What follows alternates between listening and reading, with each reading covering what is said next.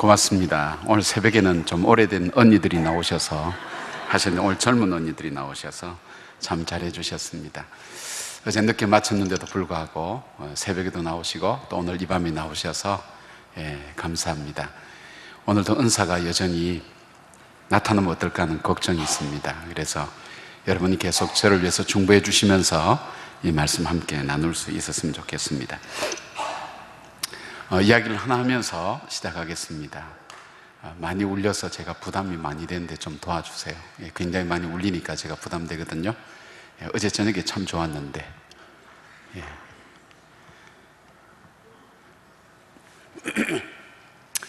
중동 지방에 화가 나면 홧김에 정치하는 임금님이 한 분 계셨습니다. 홧김에 정치하니까 잘 될 일이 없지 않습니까? 저희 나라에도 그런 속담 있지 않습니까? 홧김에 서방질한다고. 그러니까 이 임금님이 화만 나면 홧김에 정치를 하니까 이 신하들이 감당을 못하는 거예요. 이 신하들이 개그맨을 한 사람 이렇게 고용을 했습니다. 임금님이 화가 나면 개그맨이 가서 임금님을 활짝 웃게 해드리고, 사람이 화나도 웃으면 또 풀어지잖아요.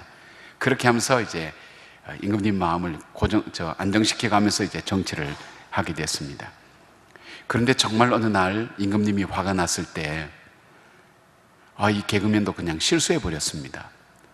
임금님이 화가 나니까 여봐라, 저 녀석을 사형에 처하라, 이렇게 한 겁니다. 그러고 나서 이제 이 개그맨이 끌려가면서 임금님 너무하십니다. 그동안 임금님 위해서 이렇게 봉사했는데 한번 실수했다고 임금님 통촉하여 주시옵소서 막 이렇게 외치니까 임금님이 화가 끝까지 올라갔다가 약간 꺾이면서 생각하니까 자기도 좀 심했거든요. 근데 중동 지방에는 이 옛날에 임금님이 번복하는 명령을 못 한답니다. 한번 내려놓으면. 그래서 추가 명령을 내립니다. 여봐라, 저 녀석에게 본인이 어떤 방법으로 죽을 것인지 그 죽는 방법 선택하는 자유를 주어라, 그렇게 추가 명령을 내렸습니다. 우리가 생각할 때는 뭐 이래 죽으나 저래 죽으나 마찬가지로 생각하지만 이 중동 지방의 이 사형 방법이 너무 잔인합니다. 예를 들면 지금 요새 에사인강 거기에서 참수용하는 거 여러분 어떻게 참수한다고 여러분 생각하세요? 저희 교회는 어떤 교수님은 미국에 있는 분이 보내준 참수하는 동영상 보고 3편이 왔는데 한 편 보고 못 보겠다 그러더라고요. 어떻게 할 거라고 생각합니까? 그냥 목 탁 내면 탁 치면 끝날 것 같죠? 그렇게 안 한답니다. 소고기 썰듯이 목을. 그런데 이게 3분의 1 정도 썰고 한 30분 기다리는 거예요. 별로 놀라지 않고 평소에 늘 그렇게 사시는 분처럼 그래 보시는 것 같아요. 굉장히 아주 험한 인생들 사시는 것 같아요. 그러고 한 30분 있다가 3분의 2 썰고. 그러니까 너무너무 고통스러운 거예요.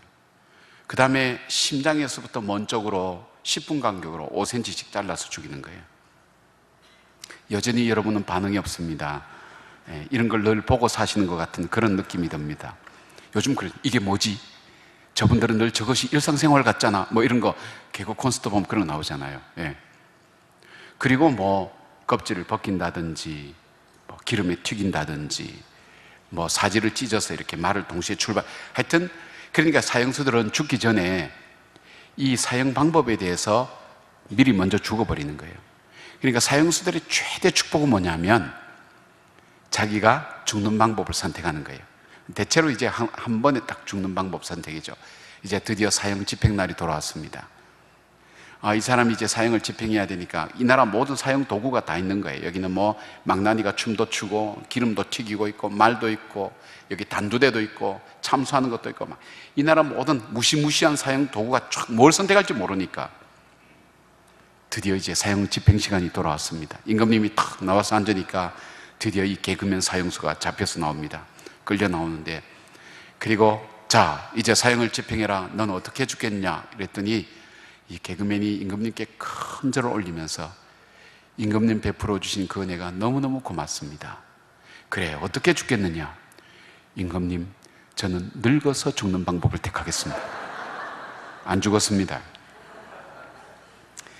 우리가 인생을 살 때 지혜라는 것은 약삭 빠른 게 아니라 우리가 살아갈 때 우리는 시간도 제한되어 있고 여러 가지 제한되어 있기 때문에 지혜롭게 산다는 것이 참 중요합니다.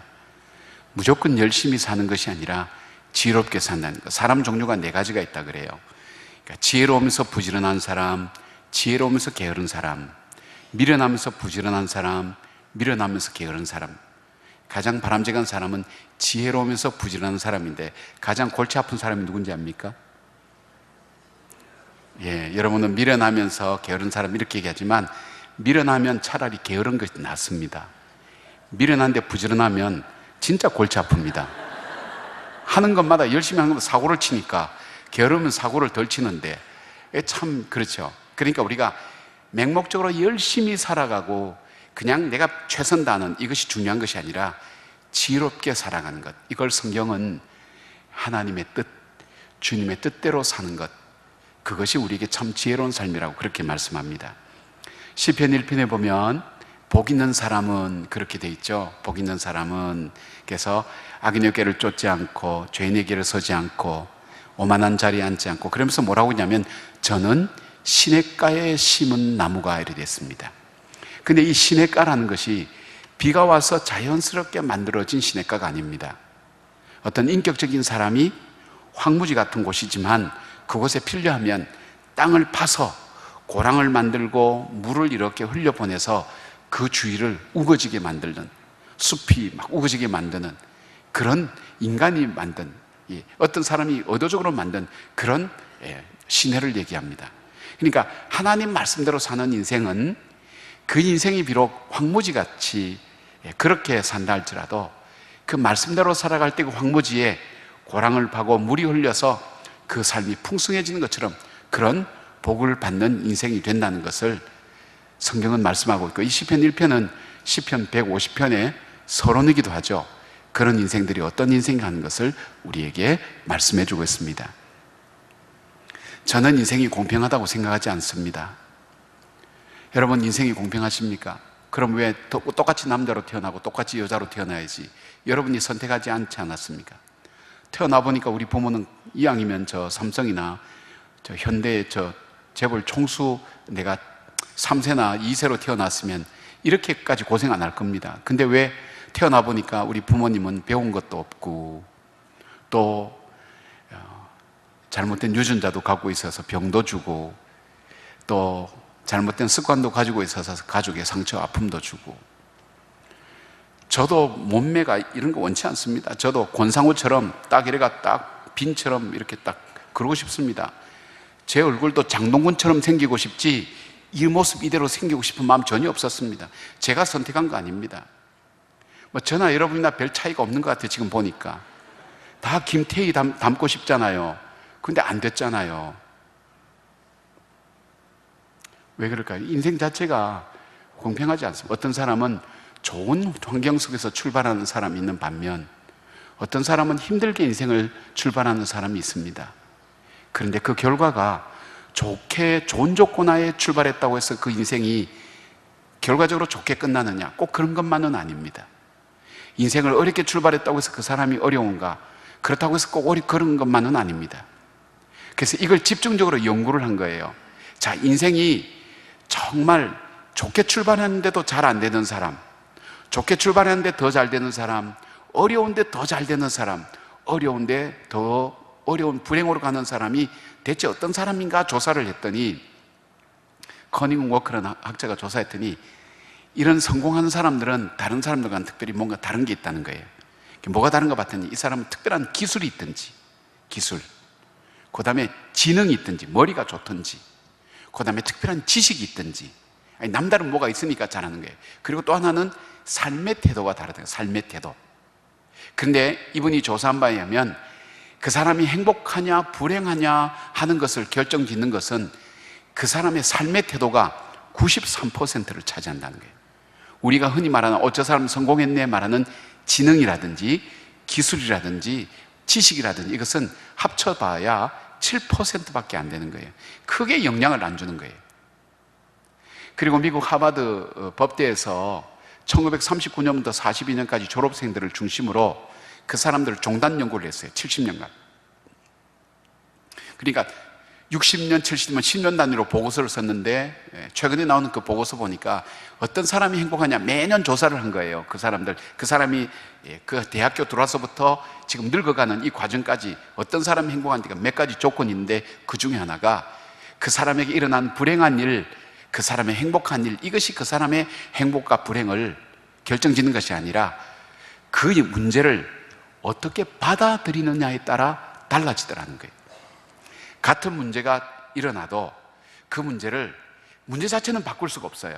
일어난 문제는 바꿀 수가 없어요. 그렇지만 그 문제를 어떻게 받아들이냐에 따라서 그 사람은 그 문제가 그를 더 행복하게 만든 반면에 어떤 사람은 그 문제가 더 인생을 불행하게 만들더라는 거예요. 삶의 자세라는 것이 참 중요하다는 거예요. 그런 면에서 성경을 보면 성경은 우리가 어떤 자세로 살아야 되는가 하는 부분이 성경에 참 많이 있습니다. 그 어떤 자세냐 어떤 뜻이냐 하는 것을 성경에는 뭐라고 얘기했냐면 하나님의 뜻이라고 했습니다. 제가 어제 은사가 길게 하는 은사가 있던데 또 하나의 은사가 있습니다. 제가 이 은사를 잘 사용하는데 오늘 한번 사용해 보려고 합니다. 제 은사가 예언의 은사입니다. 제가 이 은사를 잘 안 쓰지만 이 은사를 사용해서 틀린 적이 한 번도 없습니다. 오늘 저녁에 이 예언의 은사를 지금 하겠습니다. 잘 들어보십시오.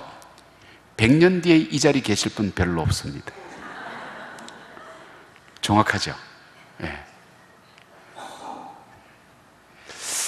자, 우리 하나님께서 우리에게 여러분들께서 이렇게 물을 거예요. 나는 지금 이런 문제가 있어요. 이런 상황 속에 있어요.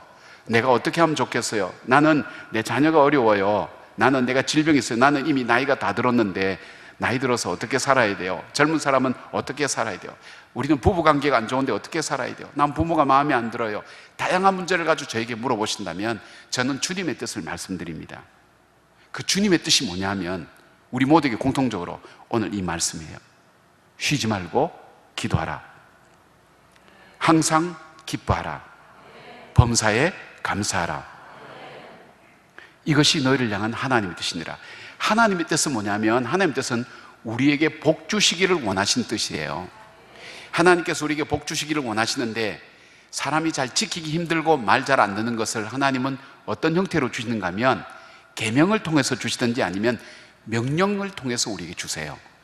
오늘 여기 보니까 기도하라, 기뻐하라, 감사하라 이것은 명령으로 우리에게 주신 거예요. 그러니까 우리가 이해되지 않아도 받아들이기 힘들어도 이 말씀대로 사는 것이 주님의 뜻인데 이 주님의 뜻은 뭐냐? 결국은 우리를 복 주시기 위한 주님의 뜻이라는 거예요. 여러분 그러면 이제 이 말씀을 왜 주님께서는 이 말씀을 했을 때는 이유가 있을 거 아니에요? 이 말씀을 우리 나름대로 한번 이렇게 찾아서 주님께서 왜 이 말씀을 하셨을까 하는 것을 한번 찾아보면 좋겠어요. 먼저 너희가 쉬지 말고 기도하라 그래요. 기도하라.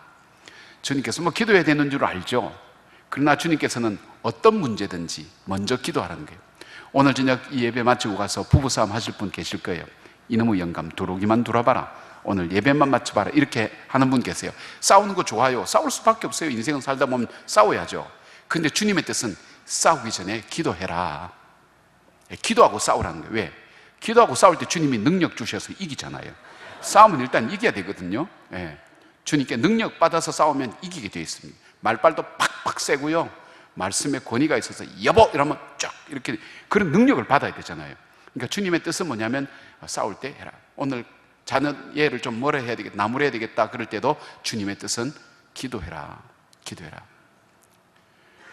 주님의 뜻이 그거예요. 그리고 왜 기도하라 그러는가? 여러분 기도하면 갑자기 막 방언도 터지고 통역도 터지고 막 이렇게 막 진동도 오고 이런 것도 있지만은 이 기도할 때 우리에게 나타나는 변화가 있어요. 자, 이 말씀을 드리기 전에 여러분 수준을 제가 좀 알아야 제가 수준에 맞추어서 하니까 수준을 알아보는 질문 몇 가지를 드릴 테니까 대답을 해보시기 바랍니다. 너희는 마음에 근심하지 말라. 하나님 믿으면 또 나를 믿으라. 염려하지 마세요. 자, 그 대신 여러분이 혹시 이전에 들어서 아시는 분들은 다른 분들을 위해서 조금 절제해 주시고 여러분이 처음 들어보시면 한번 맞춰보시길 바랍니다. 여러분 머리 감죠? 이 동네 물 사정이 별로 아니에요.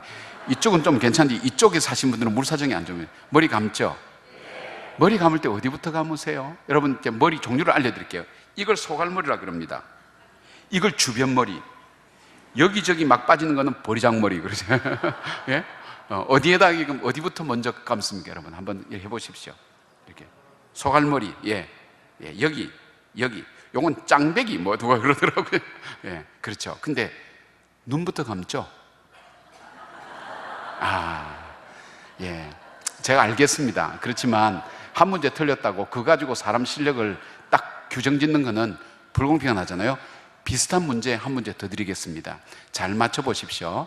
예, 저로 하여금 여러분 수준이 너무 낮다고 마음으로 믿어지지 않도록 도와주시길 바랍니다. 예, 자, 송편 아시죠? 대답부터 안 하려고 그래요. 어디 가서 이 질문 했더니 저 송편 안 먹는데요 이러시더라고요. 예, 송편을 빈속에 몇 개까지 드실 수 있습니까? 요즘 자매님들도 많이 드시는데, 예? 송편을 빈속에 몇 개까지 드실 수 있습니까?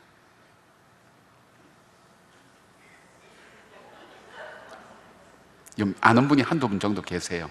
예. 뭐 어떤 분은 10개, 뭐 배부를 때까지 그런데 정답은 1개입니다. 왜냐하면 1개가 들어가면 더 이상 빈속이 아니기 때문에 그렇습니다. 아직 이해가 잘 안 되시는 것 같아요. 예. 문제가 너무 어려웠던 모양입니다. 문제를 초등학교 4학년 수준으로 낮추는데 쉬운 문제는 순발력이 필요합니다. 빨리 맞추셔야 됩니다. 자, 정신 차리고 준비하십시오. 빨리 대답하셔야 됩니다. 0.01초 사이 얘기합니다. 그게 진짜 실력입니다. 자, 입 모양을 보겠습니다. 여러분, 올챙이가 덤물에 알을 낳습니까? 찬물에 알을 낳습니까?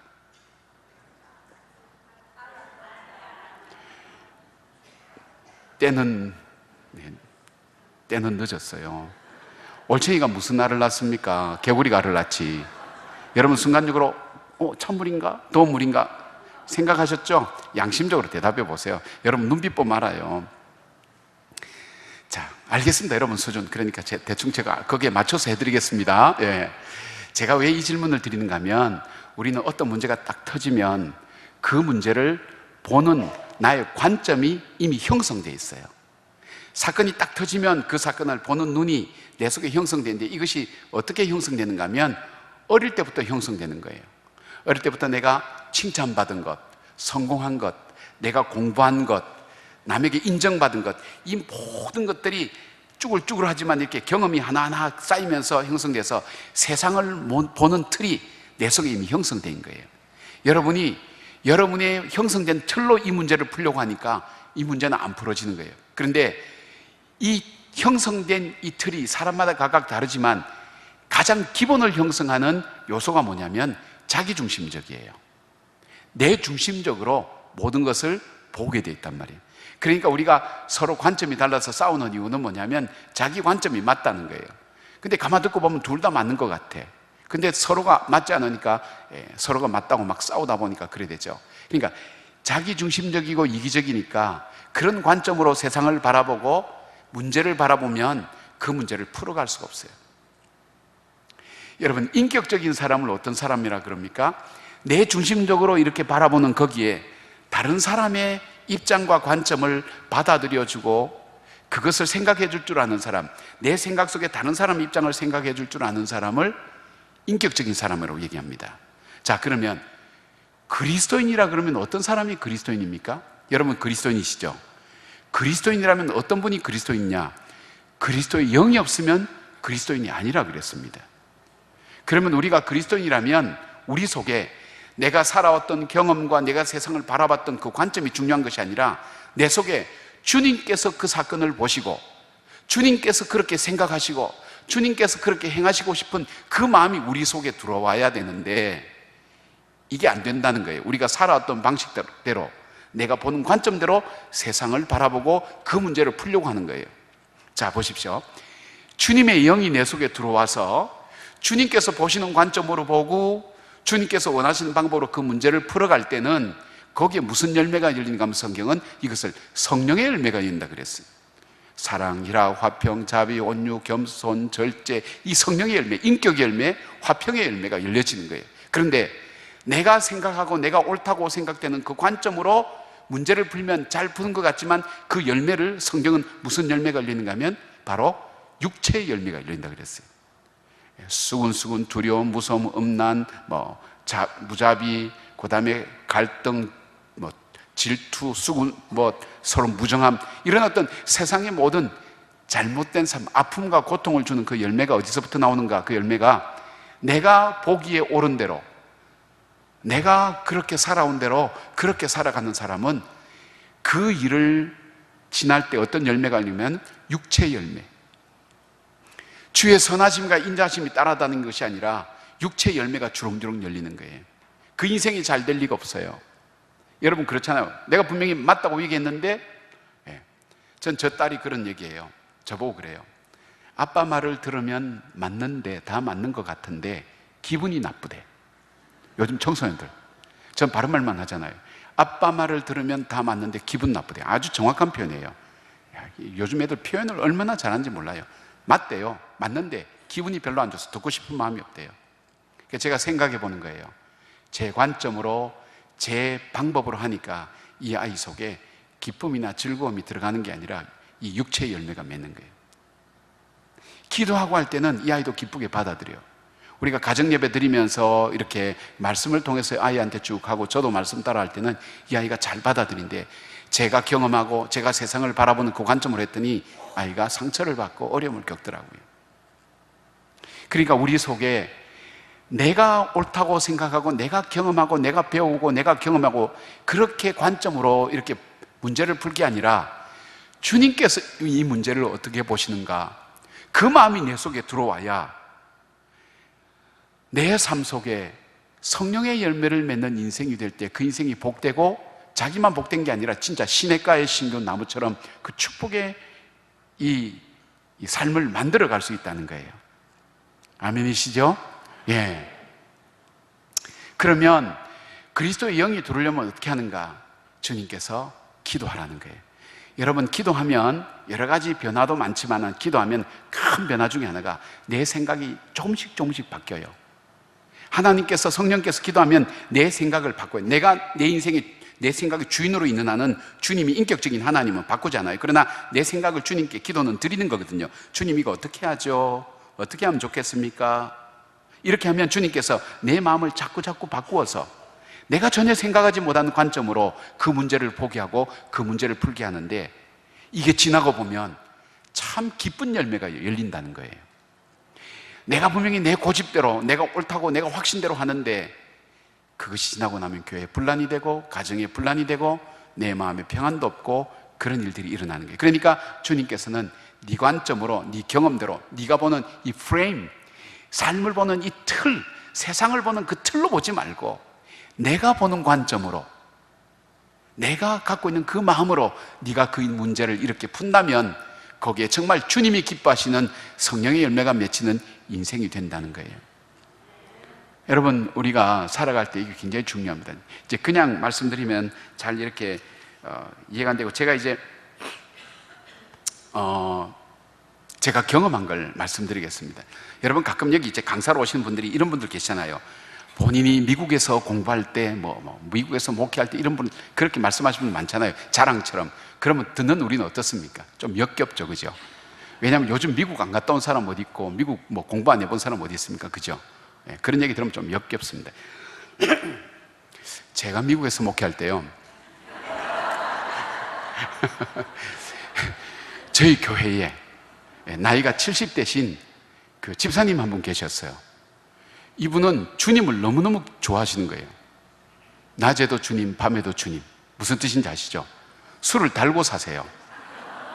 근데 심지어는 주일날 술 잡수시고 교회 오셔서 예배 꼭 드려요. 앞자리 여기 딱 앉으시고요. 이분이 일제시대 때 철도고등학교 다녀서 똑똑한 분이에요. 그래서 주보를 정말 성경 보듯이 봐요. 그리고 오자 탈자 체크 탁 해가지고요, 제가 또 설교하다가 문법적으로 안 맞는 건 체크 탁 적어가지고 나갈 때 앞에 딱 오면 목사님 참고하세요 이러고 가시던 분이에요. 대단한 분이에요. 보기만 봐도 겁이 나는 분이에요. 빼빼 마른 어른이 안경 딱 큰 거 끼시고 이래가지고. 저는 술 먹어도 그렇게 눈이 또렷한 분은 처음 봤어요. 자, 그리고 이제 제가 교회 부임한 지 얼마 안 됐는데 이제 주로 이제 제가 갔을 때 90년도 초반에는, 지금은 미국도 소셜 워커나 이런 사람이 있기 때문에 모든 어려움이 있으면 목사한테 전화 다 했습니다. 병이 생겼거나 언어가 안 된다거나 그 다음에 차가 필요하거나 그러면 전부 다 목사한테 연락하면 밤이라도 가서 경찰서 가서 뭐 필요하게 해결해주고, 또 아프면 병원도 데려가주고 약도 갖다 주고. 그러니까 밤에 오는 전화는 좋은 전화가 별로 없지만 전화 코드를 뽑을 수가 없는 거예요, 우리 교인들에게. 근데 전화가 딱 오는 거예요. 여러분, 미국은 또 낮에 신방 못 다닙니다. 다 일 나가기 때문에 저녁에 신방 갔다 오면 한 11시 반쯤 되면 씻고 첫잠 딱 들 때가 12시 가까이 될 때입니다.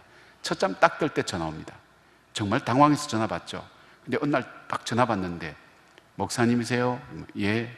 주무십니까? 예. 자는데 어떻게 전화를 받습니까? 그래. 여러분, 뭐 일이 시작되면 세상 말로 좀 초장의 느낌이 오잖아요. 아, 이거 오늘 저녁에 좀 심각하다. 제가 얘기 좀 해도 됩니까? 보니까 그 할아버지예요. 예, 어르신 말씀하십시오. 그랬더니, 아, 얘기를 하는데 이분이 한 잔 드셔서 말씀하시는 거예요. 하시는데 이분이 처음 시작을 어디서부터 하는가 하면, 지가요, 제가 몇 년도에 태어났는데요, 자기가 태어나면서부터 그때부터 얘기를 시작해요. 그리고 8.15 해방될 때까지, 그때 얘기까지 대충 들으면 한 30분 정도 시간이 지나가요. 그리고 8.15 해방부터 오늘 밤에 왜 전화했는지를 듣게 되면 그게 또 한 30분. 그러니까 이분이 오늘 밤 뭐가 수가 뒤틀려서 전화했는지를 들으려면 1시간을 들어야 돼요. 이 듣다가 그러면 깨워요. 또 목사님, 사람 얘기하는데 잡니까? 성의 없이. 그러면 또 깨워가지고 얘기하고, 이쪽에 귀대고 있으면 전화기 귀 아파가 이쪽으로 돌리고. 여러분, 그러고 나서 1시간 듣고 나면 그 다음 잠이 안 옵니다. 그럼 뜬 눈으로 지내면서 새벽기도 가고 하면 참 괴롭습니다. 그 다음날 또 전화 와요. 드라마가 아무리 재미없어도 전편에 이어서 그 다음에 드라마가 전개됩니다. 이 할아버지는 다시 처음부터 8.15, 태어날 때부터 8.15 해방될 때까지. 그래서 제가 조금 이렇게 정리하려고, 아, 그때 그 다방에 가서 그 마담 만났다 그러셨죠? 그러니까 가만 계십시오. 사람 말 좀 합시다. 이러면서, 여러분, 술 드신 분이 역사순이 있습니까? 연대순입니까? 인물순이 있습니까? 사건별이 있습니까? 아무것도 없어요. 왔다 갔다 하는 걸 제가 정리하면서 들어야 되니까 저도 머리 아파 죽겠는 거예요. 그렇게 듣고 나면, 여러분, 그리고 1시간쯤 하고 나면 정신이 하나도 없는 거예요. 그 며칠만 해보십시오. 저잠 들 때. 다음부터는 아예 잠도 안 듭니다. 그분 전화를 받고 나야 잠듭니다. 군대 있을 때 바짝 맞아요. 잠들듯이. 이게 괴로운 거예요. 그래서 하나님 앞에, 하나님, 제가 이게 목회하러 왔는데 이게 처음부터 이 목회가 무슨 일입니까? 하나님 뜻을 알려달라고. 하나님 우연히 이분을 보내지는 않았을 건데 하나님 뜻을 알려달라고 계속 기도하는데, 이제 어느 날 친구들끼리 만나서 이런 얘기했어요. 야, 우리 교회는 말이야, 어떻게 술 먹는데 주일날 교회 나오는지 난 모르겠어. 술 먹는 사람이 교회 나와, 주일날. 참, 그러니까 여러분 그렇잖아요. 교인이 주일날인데 술 먹고 나온다 그러니까 얼마나 짜증나요. 가끔 담배를 피우는 분들은 나와요, 주일날. 왜냐하면 주로 이제 여름에는 이 와이셔츠 여기에 담배를 많이 꽂아 두시더라고요. 목사님 안녕하세요 이러다가 이 담배 떨어져서 제가 주워드리고 뭐 이런 건 있지만은 술 드시고는 잘 안 나오잖아요. 근데 이 친구가 그러는 거예요. 김 목사, 교회 나오는데도 술 먹고 교회 나온다고, 그래 주일날 교회 나온다 그러면 짜증나지만 이렇게 마음을 바꿔보래요. 술 먹는데도 불구하고 주일날 예배 나온다고. 여러분이 같은 얘기인데요, 이게 묘한 거예요. 어떻게 교인이 주일날 술 먹고 교회 나오냐 이러니까 짜증과 신경질이 나는데, 술 먹는데도 불구하고 주일날 교회 나왔다. 그러니까 호기심이 생기는 거예요. 그렇지, 뭔가 사연이 있겠다. 그러니까 목회자의 마음과 상담자의 마음으로 돌아가면서 궁금해지기 시작한 거예요. 궁금해지면 짜증 안 나거든요. 그래서 기다렸어요. 이 전화 올 때까지. 제가 전화 올까 봐 겁을 내던 사람이 마음을 바꾸니까 전화 오기를 기다렸어요. 아니나 다를까 전화가 왔어요. 제가 너무 반갑게 맞이해지니까 이 할아버지가 한 30초 동안 말을 못 하더라고요. 그리고 우리는 그날 밤 밤샜습니다. 꼬박 밤샜습니다. 근데 이제 그 다음 주일이 됐어요. 그분 찾아오신 거예요. 목사님, 저 술 끊으랍니다. 그래요. 왜요? 그랬더니 제 평생 소원이 술 먹고 술 깰 때까지 얘기해 보는 거래요. 이 할아버지는 말하면서 술을 깨는 분이, 어떤 분은 와서 자는 분 있잖아요. 어떤 분은 막 행패 부리는 사람 있고 노래 부르는 사람 있고 술 조정하는 게 다양한데, 이 할아버지는 말하는데 가족들이 보통 괴롭습니까? 이 할아버지가 술 먹고 들어왔다 전부 다 각방에 다 들어가 문 잠가 버리는 거예요. 그러니까 마음에 이게 맺혀 있는 거예요. 나는 내가 술 먹고 실컷 한번 얘기해 봤으면 좋겠다, 그런 마음이 있는데, 그날 밤에 제가 이 할아버지 얘기를 밤새도록 들으니까 자기 소원이 성취됐대. 그래서 더 이상 술 안 먹어도 되겠대요. 아, 그러시냐고. 근데 목사님이 아마 소원이 네가 술 안 먹는 건 줄을 그렇게 내가 소원으로 알고 있다고. 그래서 막, 야, 알겠습니다. 그리고 이분이 근데 목수를 하셨기 때문에 교회를 굉장히 많이 도와주셨어요. 근데 제가 이걸 뒤에 알게 됐는데 뭐가 있냐면, 왜 이런 생각이 되었을까 그랬더니, 이 권사님이, 같이 가던 권사님이 이 할아버지가 남자로서 저지를 수 있는 나쁜 짓은 다 하고 살아온 거예요. 말씀 안 해도 우리 저 할머님들 아시죠? 그죠? 권사님들. 남자로서 저지를 수 있는 나쁜 일. 저도 같은 남자이기 때문에 차마 말은 못 하겠고요. 아무튼. 그러니까 속도 상하고 마음도 상한데, 그래서 마음이 외로우니까 예수를 믿은 거예요. 예수님 믿고 보니까 천국이 있고 정말 너무 귀한데, 미운정 고운정 들은 저 영감은 저러다 지옥불에 빠지겠구나 생각하면서 한 10년 동안 이 권사님이 기도한 거예요. 하나님, 저 영감 구원시켜 주세요. 부끄러운 구원받지 않도록 죽기 전에 주의를 하다 죽게 해주세요. 10년간을 기도해 온 거예요. 하나님께서 이 권사님의 기도를 저를 통해서 이루어 주신 거예요. 권사님이 얼마나 귀하겠어요. 감사하겠어요. 그것뿐 아니에요. 제가 갔을 때 교인이 한 50명, 60명 되는데, 50명, 60명인데 이 집과 연결된 식구가 10명이 넘어요. 교인의 5분의 1이 이 집 식구예요. 그래서 제가 이 식구들은 저를 볼 때 어떻게 보는가 하면, 평생 수건 사업이었던 이 아버지를 아무도 해결하지 못했는데 저 젊은 목사가 와서 불과 한 달도 안 돼서 완전히 끝장냈다는 거예요. 능력이 대단한 저를 하나님 다음으로 보는 거예요. 그래서 뭐 하다가 무슨 얘기 나오면 시끄럽다, 목사님 말씀 들으라, 이렇게 하면서 목회가 팍팍팍 살아나는 거예요. 2년 사이에 인원이 한 3배 정도 막 늘면서 부흥했던 이유 중에 이 집 식구의 역할이 굉장히 큽니다. 반대하면 자기들끼리 조용해라. 이민교회는 전부 다 자기 할 말 다 넣는 데인데 시끄럽다. 그러고 자기들이 앞장서서 해주고, 하나님께서 그렇게 역사하시더라고요. 여러분, 우리가 기도할 때 가장 중요한 것은 하나님께서 내 마음을 주님의 마음으로 자꾸 바꿔주세요. 나는 이렇게 하고 싶은데 이 마음을 점점점 바꿔서 성령께서 내 마음을 움직여서 주님의 마음으로 이렇게 바꾸어서 주님이 원하시는 방법으로 할 수 있도록 하는 거예요. 이걸 패러다임 시프트라고 합니다. 사고의 방식을 바꾸는 거예요. 자, 같은 얘기 해볼게요. 어떤 두 청년이 둘이 신세 타령하다가, 야, 우리 목사님한테 한번 물어보자. 뭘? 우리가 기도할 때 담배 피워도 될까? 그렇게 물어봤어요. 그랬더니 목사님한테 답이 왔어요. 형제요, 하나님은 거룩한 분입니다. 하나님을 나갈 때는 우리가 정결하고 깨끗한 마음, 온 마음과 정성을 다 합쳐서 주님 앞에 깨끗하고 경건하게 나가야 됩니다. 기도하다가 담배 피는 것은 하나님께서 기뻐하지 않습니다. 이렇게 답이 온 거예요. 한 친구가 뭐라고 이제 질문, 목사님, 그럼 담배 피다가 기도하면 됩니까? 이랬어요. 같은 얘기거든요. 그러니까, 예, 형제님, 하나님은 언제든지 형제님의 기도를 기다리고 계십니다. 형제님 힘들 때도, 괴로울 때도, 잠자리에도, 술 먹고 담배를 피워도 언제든지 주님의 이름 부르면 주님은 그 형제님의 기도를 지금도 기다리고 계십니다. 여러분 한번 보세요. 같은 이야기예요. 근데 답이 다르잖아요. 어떻게 받아들이냐에 따라서 해결되는 방법이 다른 거예요. 이해가 되세요? 그죠? 그러니까 우리가 잘 받아들이는 게 참 중요한 거예요. 가늠한 여인이 예수님께 잡혀왔어요. 이 가늠한 여인에 대해서 사람들이 갖고 있던 고정적인 관념은 뭐냐면, 이 여자는 율법적으로, 도덕적으로, 역사적으로, 교훈적으로, 교육적으로 다 돌에 맞아 죽어야 되고, 경험적으로 이전의 사례도 다 돌에 맞아 죽었어요. 그래서 다 돌멩이 들고 와서 이 여자 죽이겠다고 딱 하는 거예요. 그때 예수님께서 뭐냐면, 너희 중에 죄 없는 자가 먼저 돌로 쳐라 그럴 때 돌을 다 놓고 전부 다 간 거예요. 그러면 예수님 속에는 이 여자는 당연히 죽어야 된다는 그 사고가 있는 게 아니라, 이 여자도 새롭게 생명을 가지고 살아야 된다는 생각을 갖고 있었기 때문에 이 여자를 살리는 말이 나간 거예요.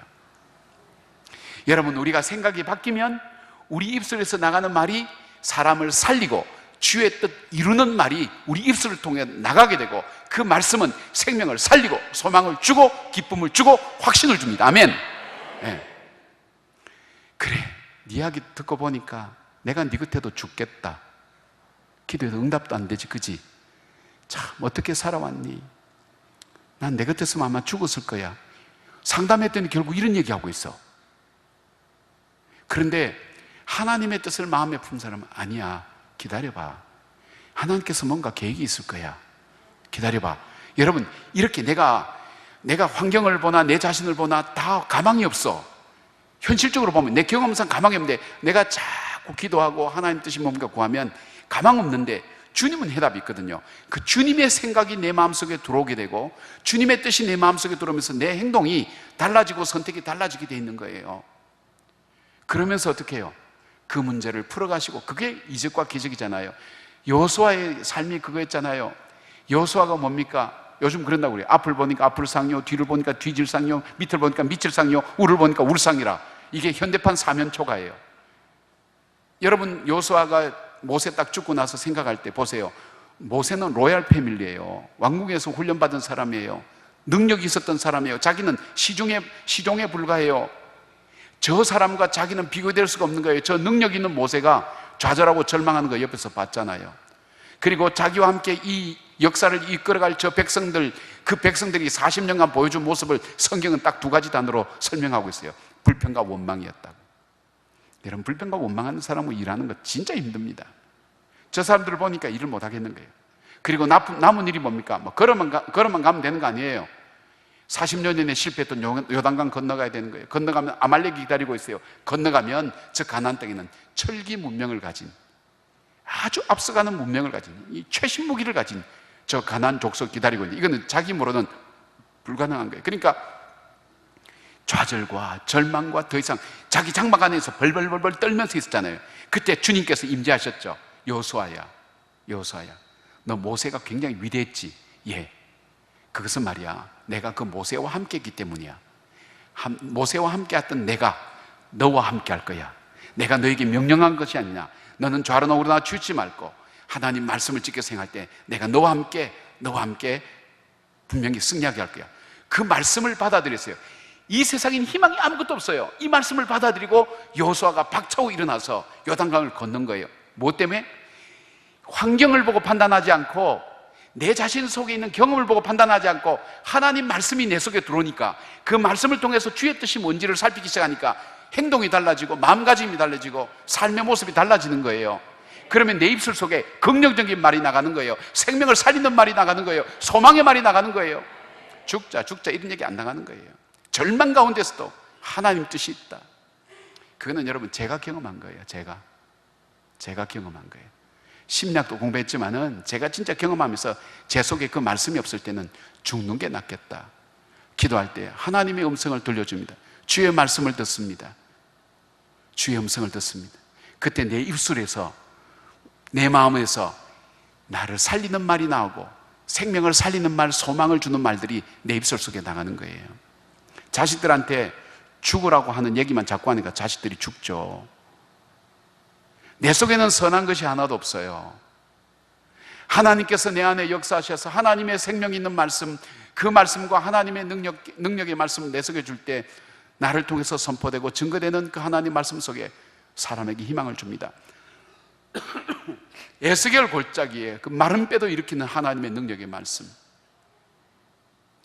말씀을 듣는다는 게 참 중요합니다. 저희 교회에 독도 박사님 있어요. 독도 박사님. 지금 현재 독도 연구소 소장이에요. 저는 이 집사님 보면 너무 재밌어요. 이 집사님, 부부 집사님이 저 울릉도 출신이에요. 그래서 서울에 유학 와서 학부의 논문도 독도, 석사 논문도 독도, 박사 논문도 독도. 그래서 졸업하고 나서 이제 대학에 취직하려고 하니까 저도 대학에 인사이원을 해봤기 때문에 외국 학위도 요즘 힘들어요. 외국 학위도 좋은 학교 나와야 되고, 그 다음에 국내 학위 같으면 논문 제목이 탁월해야 돼요. 근데 독도 가지고 뭘 할 거예요? 독도 가지고. 그러니까 이분이 박사학위만 받으면 될 줄 알았는데 취직이 안 되는 거예요. 취직이 안 되니까 두 부부가 낙심해가지고 막 이러는 거예요. 그런데 어느 날 왔어요.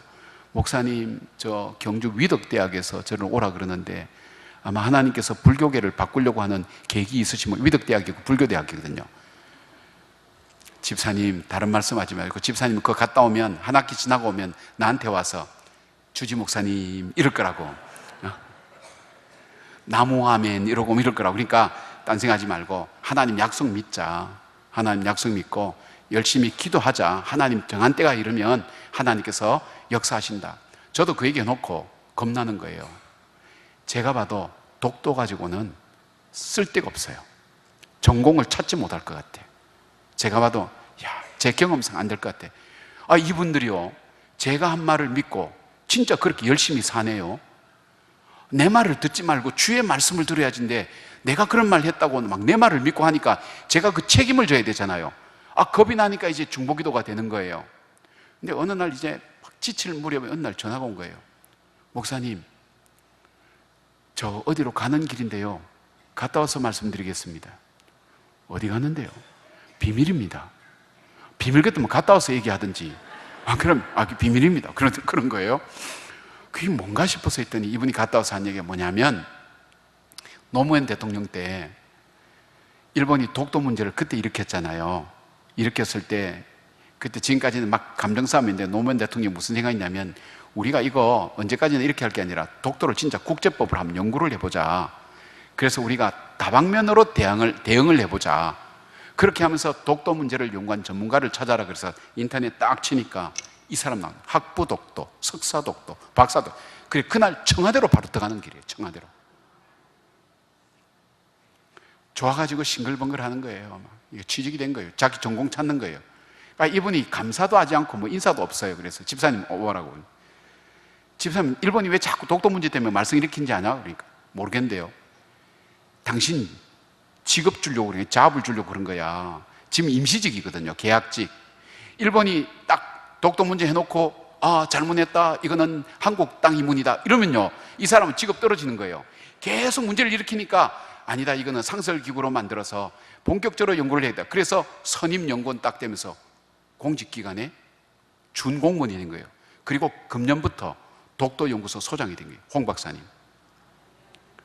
자, 그분 보면 재밌어요. 정말 교회 봉사 열심히, 젊은 부부가 얼마나 귀한지 몰라요. 사랑하는 여러분, 우리가 내 경험을 바라보고 환경을 보면 절망하고 좌절할 수밖에 없어요. 절망과 좌절을 하면서 내린 마음의 선택은 내 속에 좌절감이에요. 절망, 좌절, 희망이 없어요.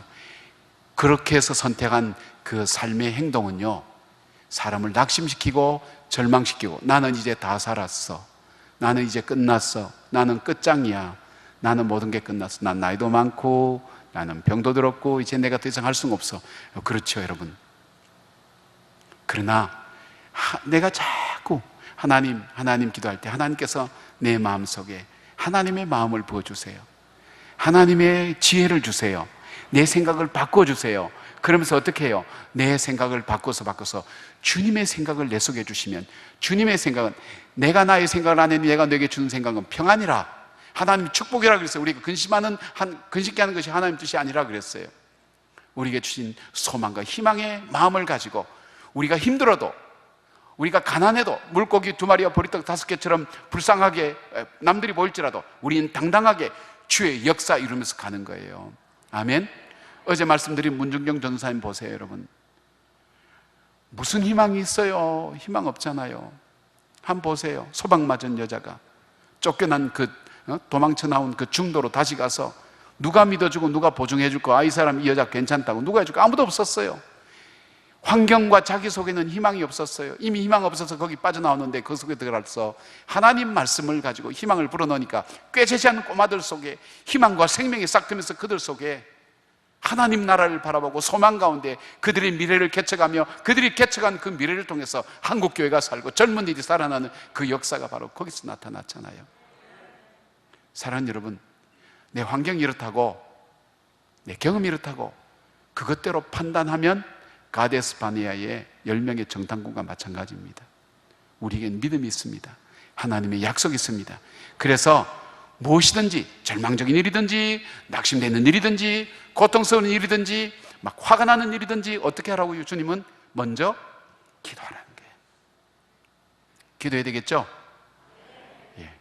별로 기도하고 싶은 마음이 없으시면 굉장히, 왜요? 주님께서 기도하는 이 사람에게 복을 주는 거예요. 주님께서 복 주고 싶은데 복을 줄 수가 없어. 그러니까 기도하면서 주권을 잡고 하나님께 올려드리면 주님께서 그 마음에 역사하셔서 그 마음의 중심을 바꾸고 보는 관점을 바꿔주는 거예요. 자, 여러분 이 컵 볼게요. 자, 이 컵 볼 때 이 컵 여러분이 보면 원통이에요. 그죠? 원통이죠. 이렇게 보면요, 원이에요. 이건 원이라 그래도 맞고 원통이라 그래도 맞아요. 예? 직사각형으로 보이죠. 여러분, 직사각형이죠. 여러분 원이죠. 근데 이걸 온전히 보려면 이거 원통이죠. 입체적으로 볼 수 있는 거예요. 우리가 보는 것은 단편적인 거예요. 하나님의 관점을 우리가 함께 하지 않으면 우리는 온전히 이걸 보지 못하는 거예요. 주님의 뜻과 계획을 우리가 보지 못하는 거예요. 여러분, 낙심되고 힘들어도 낙심은 맨 마지막에도 괜찮아요. 절망도 맨 마지막에도 괜찮아요. 포기도 맨 마지막에도 괜찮아요. 포기하기 직전에 기도해 보세요. 예? 하나님 앞에 기도해 보세요. 주께서 그것을 통해서 역사를 이루어갑니다. 아유, 저놈의 자식, 이 자식 때문에 나는 죽겠어. 세상의 마음대로 다 해도 자식은 안 되네. 그래도 기도해 보세요. 하나님께서 나에게는 희망이 없지만, 저에게도 희망이 없지만, 우리에게는 희망이 없지만, 하나님은 약속의 말씀 가지고 이미 마른 뼈도 살리신 하나님, 죽은 자도 살리신 하나님, 우리가 죄인 되었을 때, 우리가 원수 되었을 때, 우리가 연약할 때도 우리를 사랑하셔서 자기 아들 독생자를 십자가에 못 박아 죽이셔서 우리를 사랑한다고 확증시켜 주신 그 주님께서 우리를 선하고 아름답게 인도해 가시고, 우리 인생이 비록 황무지 같다 할지라도 황무지 같은 내 인생 속에 주님께서 내 인격의 고랑을 파고 내 환경의 고랑을 파서 물을 흘려보내서 내 인격에 풍성함을 주시고, 상처와 아픔이 많은 내 인격 속에 주님의 풍성함으로 내 인격이 아름다워지고, 내 환경이 주의 은혜로 풍성하게 되고 물질적으로 풍성해지고, 내 삶 속에 주의 은혜가 함께 임하는 역사가 바로 주님의 말씀대로 순종하는 사람, 바로 기도하는 사람을 통해서 주님께서 역사하신다는 겁니다. 아멘. 네. 두 번째는 뭐냐면, 두 번째는 항상 기뻐하라 그랬어요. 여러분, 우리 인생은 항상 기뻐할 수가 없습니다. 그죠? 항상 기뻐할 수 있는 사람은 머리에 꽃꽂은 여자밖에 없습니다. 우리는 인생이, 목사님 제가 할게요. 목사님 오시면 제가 어떤 황송했어요. 목사님 방금 기도하셔서 생각이 바뀌셔서 오신 것 같아요. 고맙습니다. 지금 목사님이 절 물 먹이셨습니다. 그것도 찬물 먹이셨습니다. 기뻐하라. 근데 주님께서 이 기뻐한다는 것은 감정 언어인데 이것을 명령이라는 문장을 통해서 우리에게 주시는 거예요. 그러니까 우리가 내 감정이 기쁘건 기쁘지 않건 기뻐하라는 거예요. 주님께서 기뻐하라고 했을 때는 두 가지 중에 하나예요. 기뻐하도록 미리 하나님께서 다 준비해 놨든지, 주님은 명령한 것에 책임을 지신 분이거든요. 이미 그 기뻐할 수 다 준비해 놨다는 거예요. 자, 한 가지만 더 질문 드릴게요. 자, 여러분, 하나님께서 오늘 저녁에 단 1분 동안만 우리에게 하나님과 같은 전능한 힘을 우리에게 주셨다고 생각해 보십시다. 하나님께서 1분 동안만. 그러니까 하나님, 내가 내 마음대로 바꿀 수 있는 거예요. 내 외모도 좀 바꾸고, 내 집안도 좀 바꾸고, 이게 내 남편도 한번 바꿔보고, 다 바꿀 수 있어요. 여러분, 담임 목사만 빼고 다 바꿀 수 있어요. 하여튼 뭐 내 몸매도 바꾸고 나이도 바꾸고 막 이렇게 막 다 바꿀 수 있어요. 그렇다면 여러분 중에 그렇게 나에게 기회가 주어져도 나는 이대로 살겠다는 분 손 들어보세요. 근데 가끔 선도분이 있는데 그분들 조사를 해봤더니 자다가 무슨 말인지 몰라서 손 드는 분, 그런 분 아니면 도가 통한 분, 그런 분 외에는 없어요. 왜 그런가? 여러분 보세요. 제가 이 물을 마시잖아요. 왜 물을 마실까요? 목이 마르니까. 하나님께서 우리 인간을 만들 때 욕구라는 것을 주셨어요. 욕구. 우리에게 욕구를 주셔서 우리 마음속에 욕구가 생길 때 그것을 해결하려고 하는 행동과 마음이 연결되는 거예요. 메슬로 같은 사람은 우리 인간에게 5가지 욕구를 주었다, 그런 얘기했죠. 물을 마시러 제가 손이 가고 마시게 되는 거예요. 욕구를 주셨어요. 그러니까 우리의 의식 속에는 무엇이 어리는가 하면 내가 해야 되는 생각이 늘 머릿속에 있어요. 그리고 또 뭐가 남는가 하면 해야 되는데 하지 못한 숙제가 또 머릿속에 늘 남아 있어요. 자, 해야 될 일, 해야 되는데 하지 못할 일, 이런 것이 머릿속에 있는 사람은 그 마음이 기쁘겠어요, 안 기쁘겠어요? 안 기뻐요.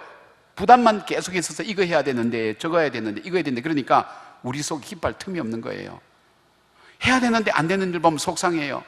해야 되는 일은 부담스러워요. 늘 이런 속에 있으니까 뭘 잃어버리는가 하면 이미 하나님께서 우리에게 주신 더 기뻐하고 즐거워하고 복된 그 생각을 하지 못하는 거예요. 안 된 것, 해야 될 것만 생각하다 보니까 우리는 기쁨을 잃어버리고, 그 기쁨을 잃어버리기 때문에 우리는 어떻게 해요? 우리가 어떤 일을 탁 만났다 속상해가지고 그것으로 인해서 잃어버린 것보다는 에이 이것도 버려 저것도 버려 이래서 그렇게 해서 버린 게 너무 많잖아요. 그러나 우리가 어떤 문제가 딱 우리에게 다가올 때 무조건 기뻐하는 거예요. 주님 기뻐합니다, 기뻐합니다. 그럴 때는 우리가 더 이상 잃어버리는 건 스탑. 그리고 우리 속에 기뻐할 때 하나님께서 뭘 우리에게 주신가 하면 이미 내 속에 기뻐해야 될 것이 무엇인지를 주님께서 우리에게 찾도록 우리의 마음을 인도해 가신다는 거예요. 주님께서 우리에게 이미 기뻐할 마음을 다 주신 거예요.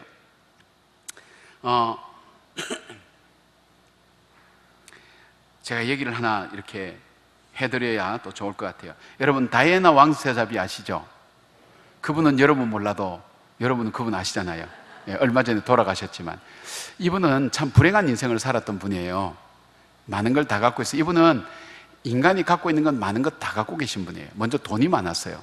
영국 왕실 소유의 재산이 굉장히 많습니다. 돈이 많았던 분입니다.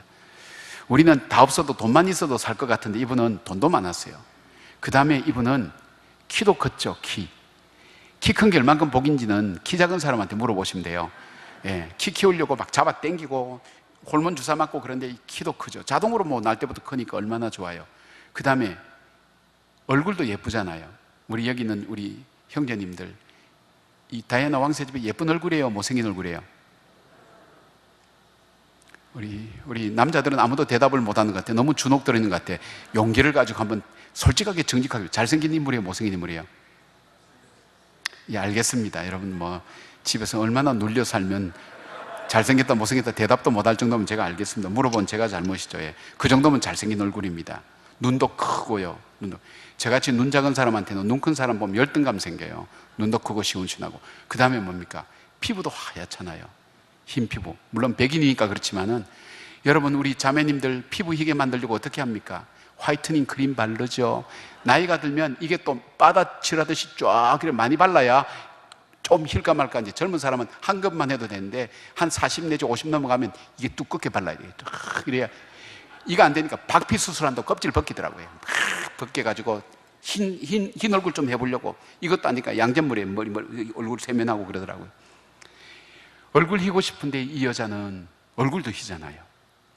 그 다음에 어디 가든지 환영받잖아요. 저희 같은 사람은 미국 가면요, 들어올 때 왜 왔어? 언제 나갈 거야? 목적이 뭐야? 막 별거 다 물어봐요. 그리고 안심하고 또 그 다음 나가면 세관 검사에서, 제가 미국 가니까 그러더라고요. 순대? 이러더라고요. 깜짝 놀랐어요. 미국 사람이. 김치? 된장? 미국 사람이 그러더라니까요. 얼마나 한국 사람들이 그 짐 속에 순대 같은 거 숨겨오는지. 예? 청국장 넣어가서 터져가지고 냄새 나면 여러분 그 참 미칩니다. 미국 사람이 가장 미치는 문제는, 저 냄새는 뭐냐, 오징어 굽는 냄새입니다. 이거는 시체 썩는 냄새하고 똑같답니다. 그 사람들 코에 이런 거 넣어가지고 할머니들 뒤져보면 가관입니다. 가관. 그러니까 묻는 거예요. 순대? 이러면서 굉장히 기분 나쁘게 묻는 거예요. 난 정성껏 쌌는데. 그래서 뭐 이렇게 들어가는 게 이렇게 힘든데, 이분은 딱 내리면, 비행기 내리면 레드 카페트, 빨간 카페트 쫙 깔아서 빵빠리 울리고 환영하는 거예요.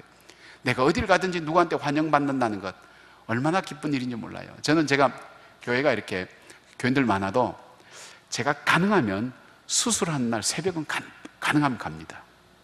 우리 목사님들 보고도 제가 못 가면 꼭 가라 그럽니다. 수술하는 날 새벽. 두 번째, 장례식은 웬만하면 갑니다.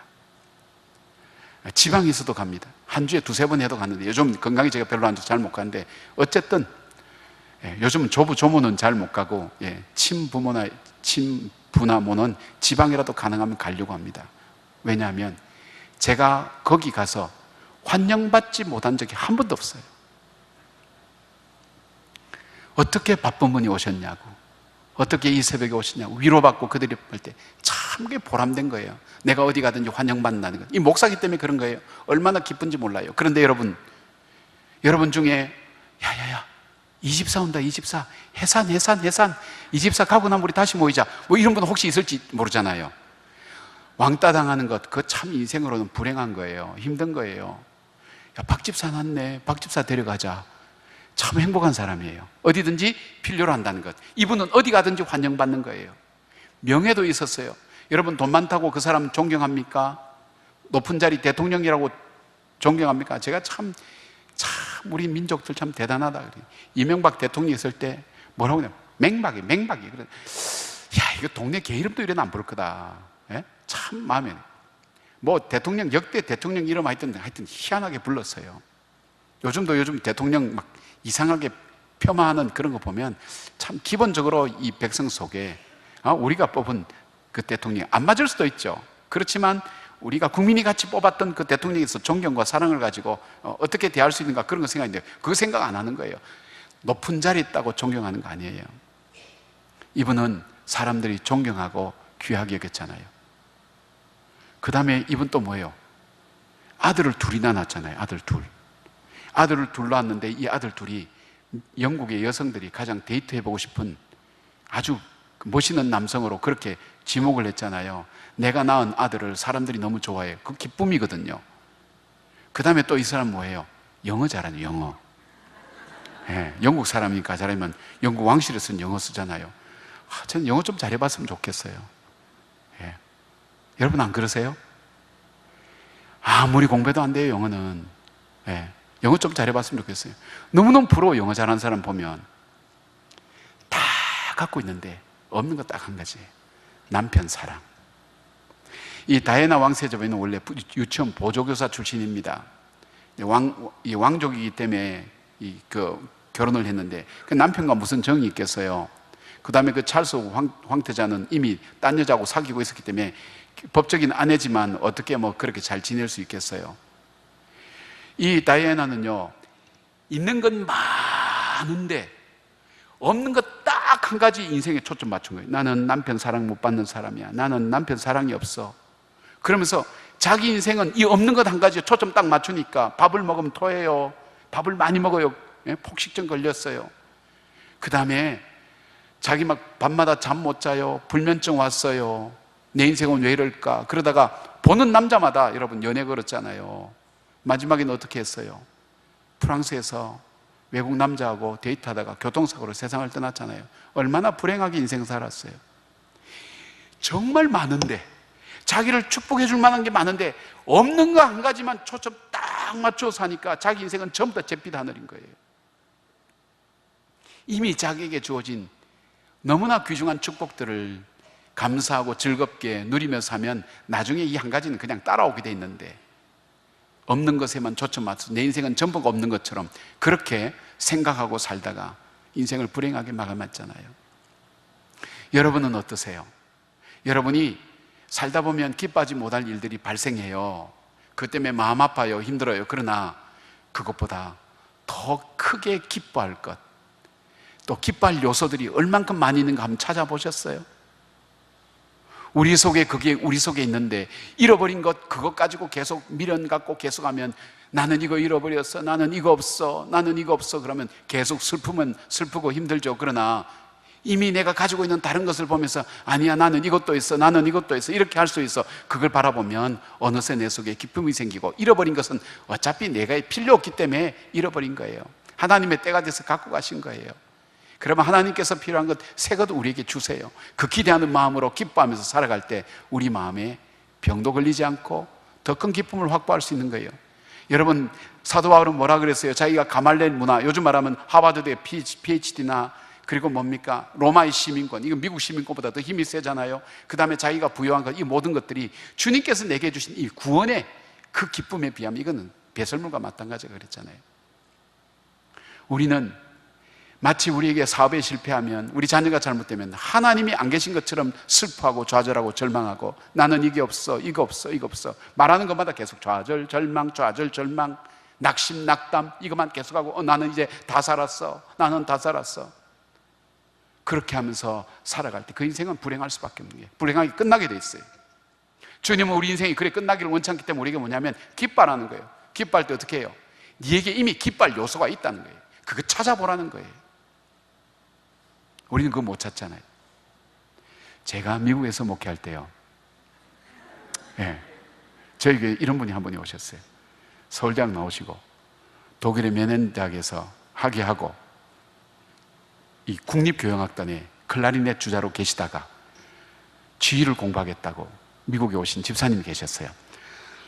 그래서 이 집사님 보고 집사님 클라리넷 연주를 좀 해달라고 그랬더니 뭐 리드를 깎아야 되고 뭐 이러는데 결론은 내가 수천 명 놓고 하다가 기껏 200명 놓고 내가 할 그런 나는 그런 사람이 아니라는 그 뜻 같아요. 그래서 뭐 그러면 그만두라고 음반 사다 들으면 되지 자기보다 훨씬 더 잘하는 사람이 있는데 뭐 내가 당신 뭐 클라리넷 연주를 들어야 내가 뭐 행복해지냐 뭐 이러면서 그만두라고 나도 배짱이라고 딱 튕겼죠. 근데 저희 교회에 시카고 코스타 참석했다가 유학생들을 위한 집회 참석했다가 송명희 시인이 뇌성마비고 송명희 시인이 저희 교회에 왔어요. 와서 이분이 이제 이 강대상 위에서 제게 책을 하나 주려고 사인하는데 여러분 우리는 그냥 쏙 이러면 끝나잖아요. 이분은 탈탈탈탈 떨면서 정말 어렵게 사인해서 삐뚤삐뚤하게 주는 거예요. 말도 제대로 못해요. 자기 힘으로 다니지도 못해요. 밥도 잘 못 먹어. 용변도 잘 못 봐요. 이런 모습으로 이렇게 간증을 하는데 어머니가 대신 얘기를 하는 거예요. 근데 이분 간증이 뭐냐면 자기는 인생에 살아야 될 이유가 없더래요. 자기가 철이 들고 보니까 산다는 것 자체가 가족들에게 짐이 되고, 그런데 하나님 말씀 속에 하나님께서 이 땅에 두실 때는 반드시 존재의 이유가 있다는 거예요.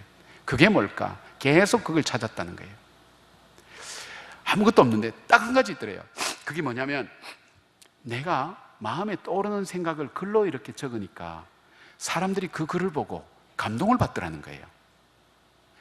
나 가진 재물 없으나, 그 찬양하시죠? 나 남이 가진 지식 있지 않으나, 뭐 남에게 있는 건강 뭐 있지 않으나, 공평하신 하나님께서 뭐 우리의 어두운 눈이, 아주 주옥 같은 시가 많아요. 그걸 보고 그 시를 몇 개 딱 읊조리는데요, 우리 교인들 다 울었어요. 근데 그 집사님이 그 앞에 앉아 계셨어요. 끝나고 났는데 이 집사님이 찾아왔어요.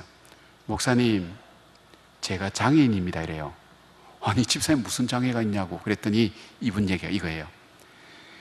제일 처음에 그 송명희 씨 볼 때요, 저 사람은 왜 살지? 살 이유가 전혀 없더래요. 근데 가만히 얘기를 듣고 보니까 이 사람은 이 세상에서 할 수 있는 게 딱 한 가지 가지고 사람들에게 용기를 주고 힘을 주고 기쁨을 주는데, 자기는 하나님께 받은 게 너무너무 많더라는 게, 여러분 아무나 서울대 가는 거 아니잖아요. 아무나 메넨대학 가서 학위 받는 거 아니잖아요. 아무나 국립교향악단에 여러분 들어가서 클라리넷 하시는 분이 몇 분 안 되잖아요. 우리나라 최고의 연주자들 아니에요. 그리고 또 이까지 뭡니까? 이게 지휘 공부하러 올 수 있도록 여건도 되고 실력도 되고 재정적인 것도 되는데, 하나님께 받은 게 자기는 너무 많은데 한 번도 자기는 사람들에게 감동을 주거나 하나님을 기쁘시게 일을 해본 적이 없더래요. 내게 있지만 그것을 온전하게 쓰지 못하는 것도 장애인 아니겠어요? 제가 장애인입니다 그러면서 막 마음에 자기를 자책하는 거예요. 내게 주신 것, 하나님 내게 주신 것, 없는 것만 보는 게 아니라 자기는 늘 이게 없다 하니까 식구들을 끌고 독일 갔다가 이쪽 갔다가 미국 갔다가 이러니까 그 식구들 따라하는 식구들도 보통 넘더라고요.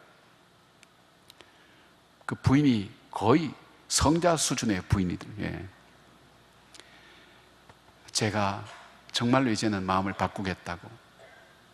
전 또 기회 안 놓치거든요. 그러면 연주하실래요? 하겠대요. 그래서 일주일 동안 새벽 예배를 클라리넷 연주만 가지고 새벽 예배를 드려봤어요. 여러분 참 이 악기의 전문가가 자기 속에 신앙 고백을 담아서 새벽에 쫙 울려 퍼지는데요, 저는 클라리넷 그 소리에 제가 반했어요. 마음에 소름이 쫙 끼치는데요, 자기 신앙 고백 담아서.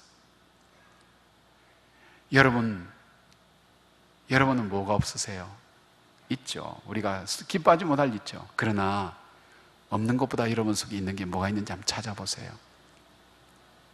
여러분이 오늘 걸어서 교회 오셨다면 이미 여러분 속에 있는 거예요. 저는 이 팔 잘 못 올려요. 잘 올렸어요. 50견 오고부터는 잘 못 올라가요. 전 귀에 지금 이명소리가 굉장히 커요. 저도 음에 굉장히 예민했던 사람이에요. 시끄러워요. 여러분은 이명소리 들린 분도 있지만 안 들린 분이 많죠? 예? 삑 소리 계속 들으면 여러분 어떨지 모르시죠?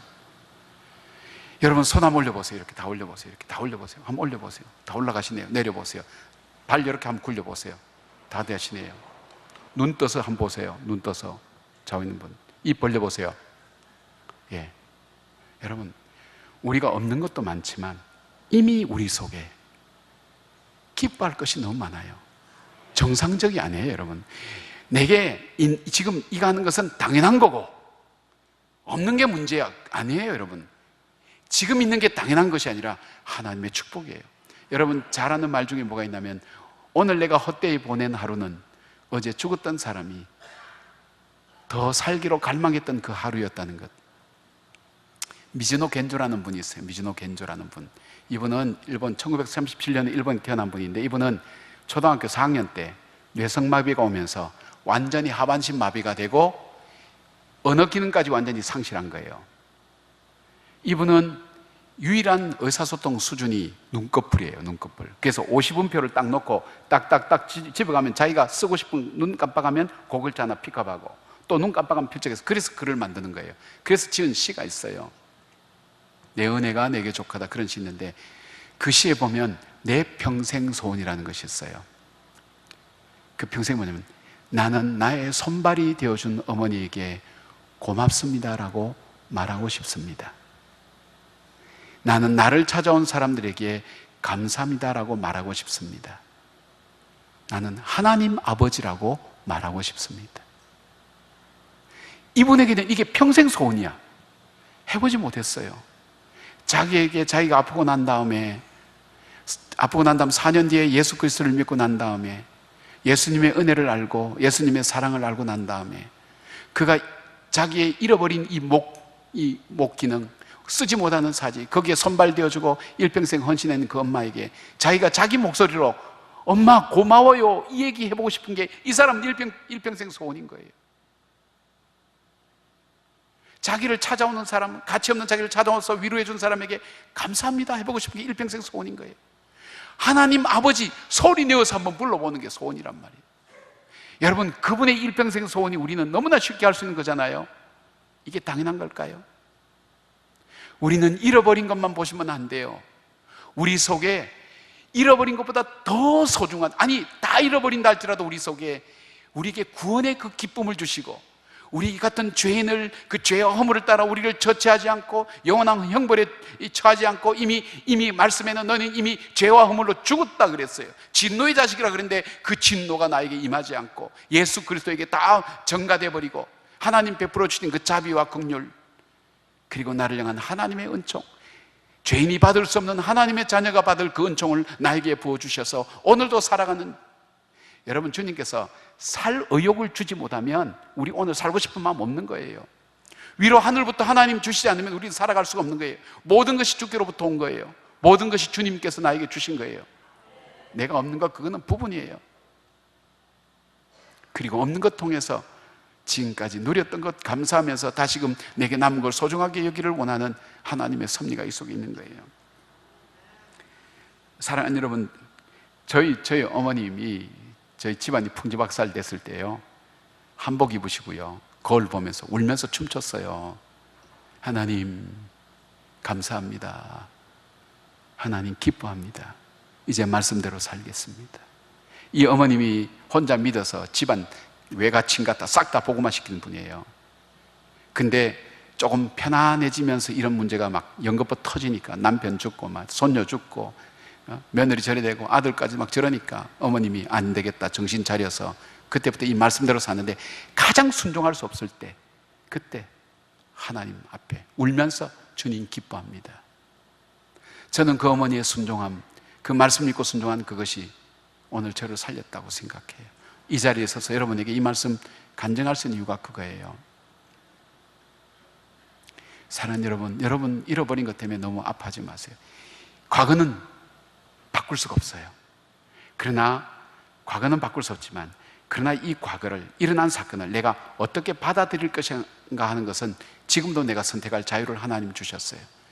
기뻐하기로 마음을 정하고 받아들일 때 하나님께서 우리에게 더 이상 잃어버린 거 없어요. 더 유익하고 복된 것 주시는 것 믿습니다. 아멘. 이제는 기뻐하시길 바랍니다. 속상해도 기뻐하시기 바랍니다. 내게 어떻게 이런 여자를 주셔서, 이렇게 하지 말고 하나님 왜 이런 여자를 주셔서 기뻐합니다. 이렇게 한번 바꿔보세요. 말이 좀 이상하지만 한번 그렇게 해보세요. 왜 이런 자식을 주셔서, 왜 이런 남편을 주셔서 여러분 그때 여러분 삶이 바뀌게 되었어요. 그리고 세 번째 주님께서 하신 말씀이 뭐냐면 범사에 감사하라. 전 범사에 감사라는 것이 이렇게 제가 얘기를 하나 할게요. 맹모 삼촌지교라는 얘기가 있죠. 맹자의 어머니가 자식을 키우기 위해서 3번 이사했다는 것. 그래서 이 얘기는 사람이 성장하는 데 있어서 환경이 참 중요하다는 것을 보여주기 위해서 이야기는 주로 쓰여지거든요. 맹모 삼촌지교. 제일 먼저 어디에 살았죠? 그렇죠. 여러분 친척이 이사가도 어디 간지 신경 안 쓰는 판에 무덤 공동묘지 옆에 갔죠. 그러니까 매일 맹자가 이제 가면 언제 오나 북망상투 이래가지고 엄마가 생각할 때 이 아이를 이렇게 기르면 안 되겠다고 그렇게 해서 그 다음에 이사 간 곳이 어디를 갔냐면 시장으로 갔어요. 시장. 이사 갔다가 시장 가니까 이 아이가 그건 안 하는데 오더니 맨날 골라 이러고 있거든. 이것도 안 되겠다. 그래서 글방 옆으로 이사 갔더니 이 아이가 글을 보고 예의를 배우면서 육아에 아주 위대한 스승이 되었고, 그 어머니는 동서고금에 정말 좋은 어머니로서, 지혜로운 어머니로서 그렇게 된대. 이게 새로운 해석이 나와요. 뭐냐면 그렇게 현명한 여인이 시행착오를 2번이나 했겠냐 이거예요. 그렇게 이사 갔을 때는 의미가 있다는 거예요. 뜻이 있다는 거예요. 그러면 맹자의 어머니가 왜 공동묘지로 갔느냐 할 때 이 어린 맹자에게 그 밑바닥 속에 심어주고 싶은 것이, 맹자야, 인간은 반드시 죽는 존재라는 걸 알고 살아라. 우리가 장례식 가도 사람은 죽는구나, 그거 뭐 모르는 사람 없을 거예요. 그러나 내 존재론 깊은 밑바닥 속에 어릴 때부터 인간은 죽는 거구나, 그걸 제가 자신이 의식하고 사는 사람은요 삶이 달라요.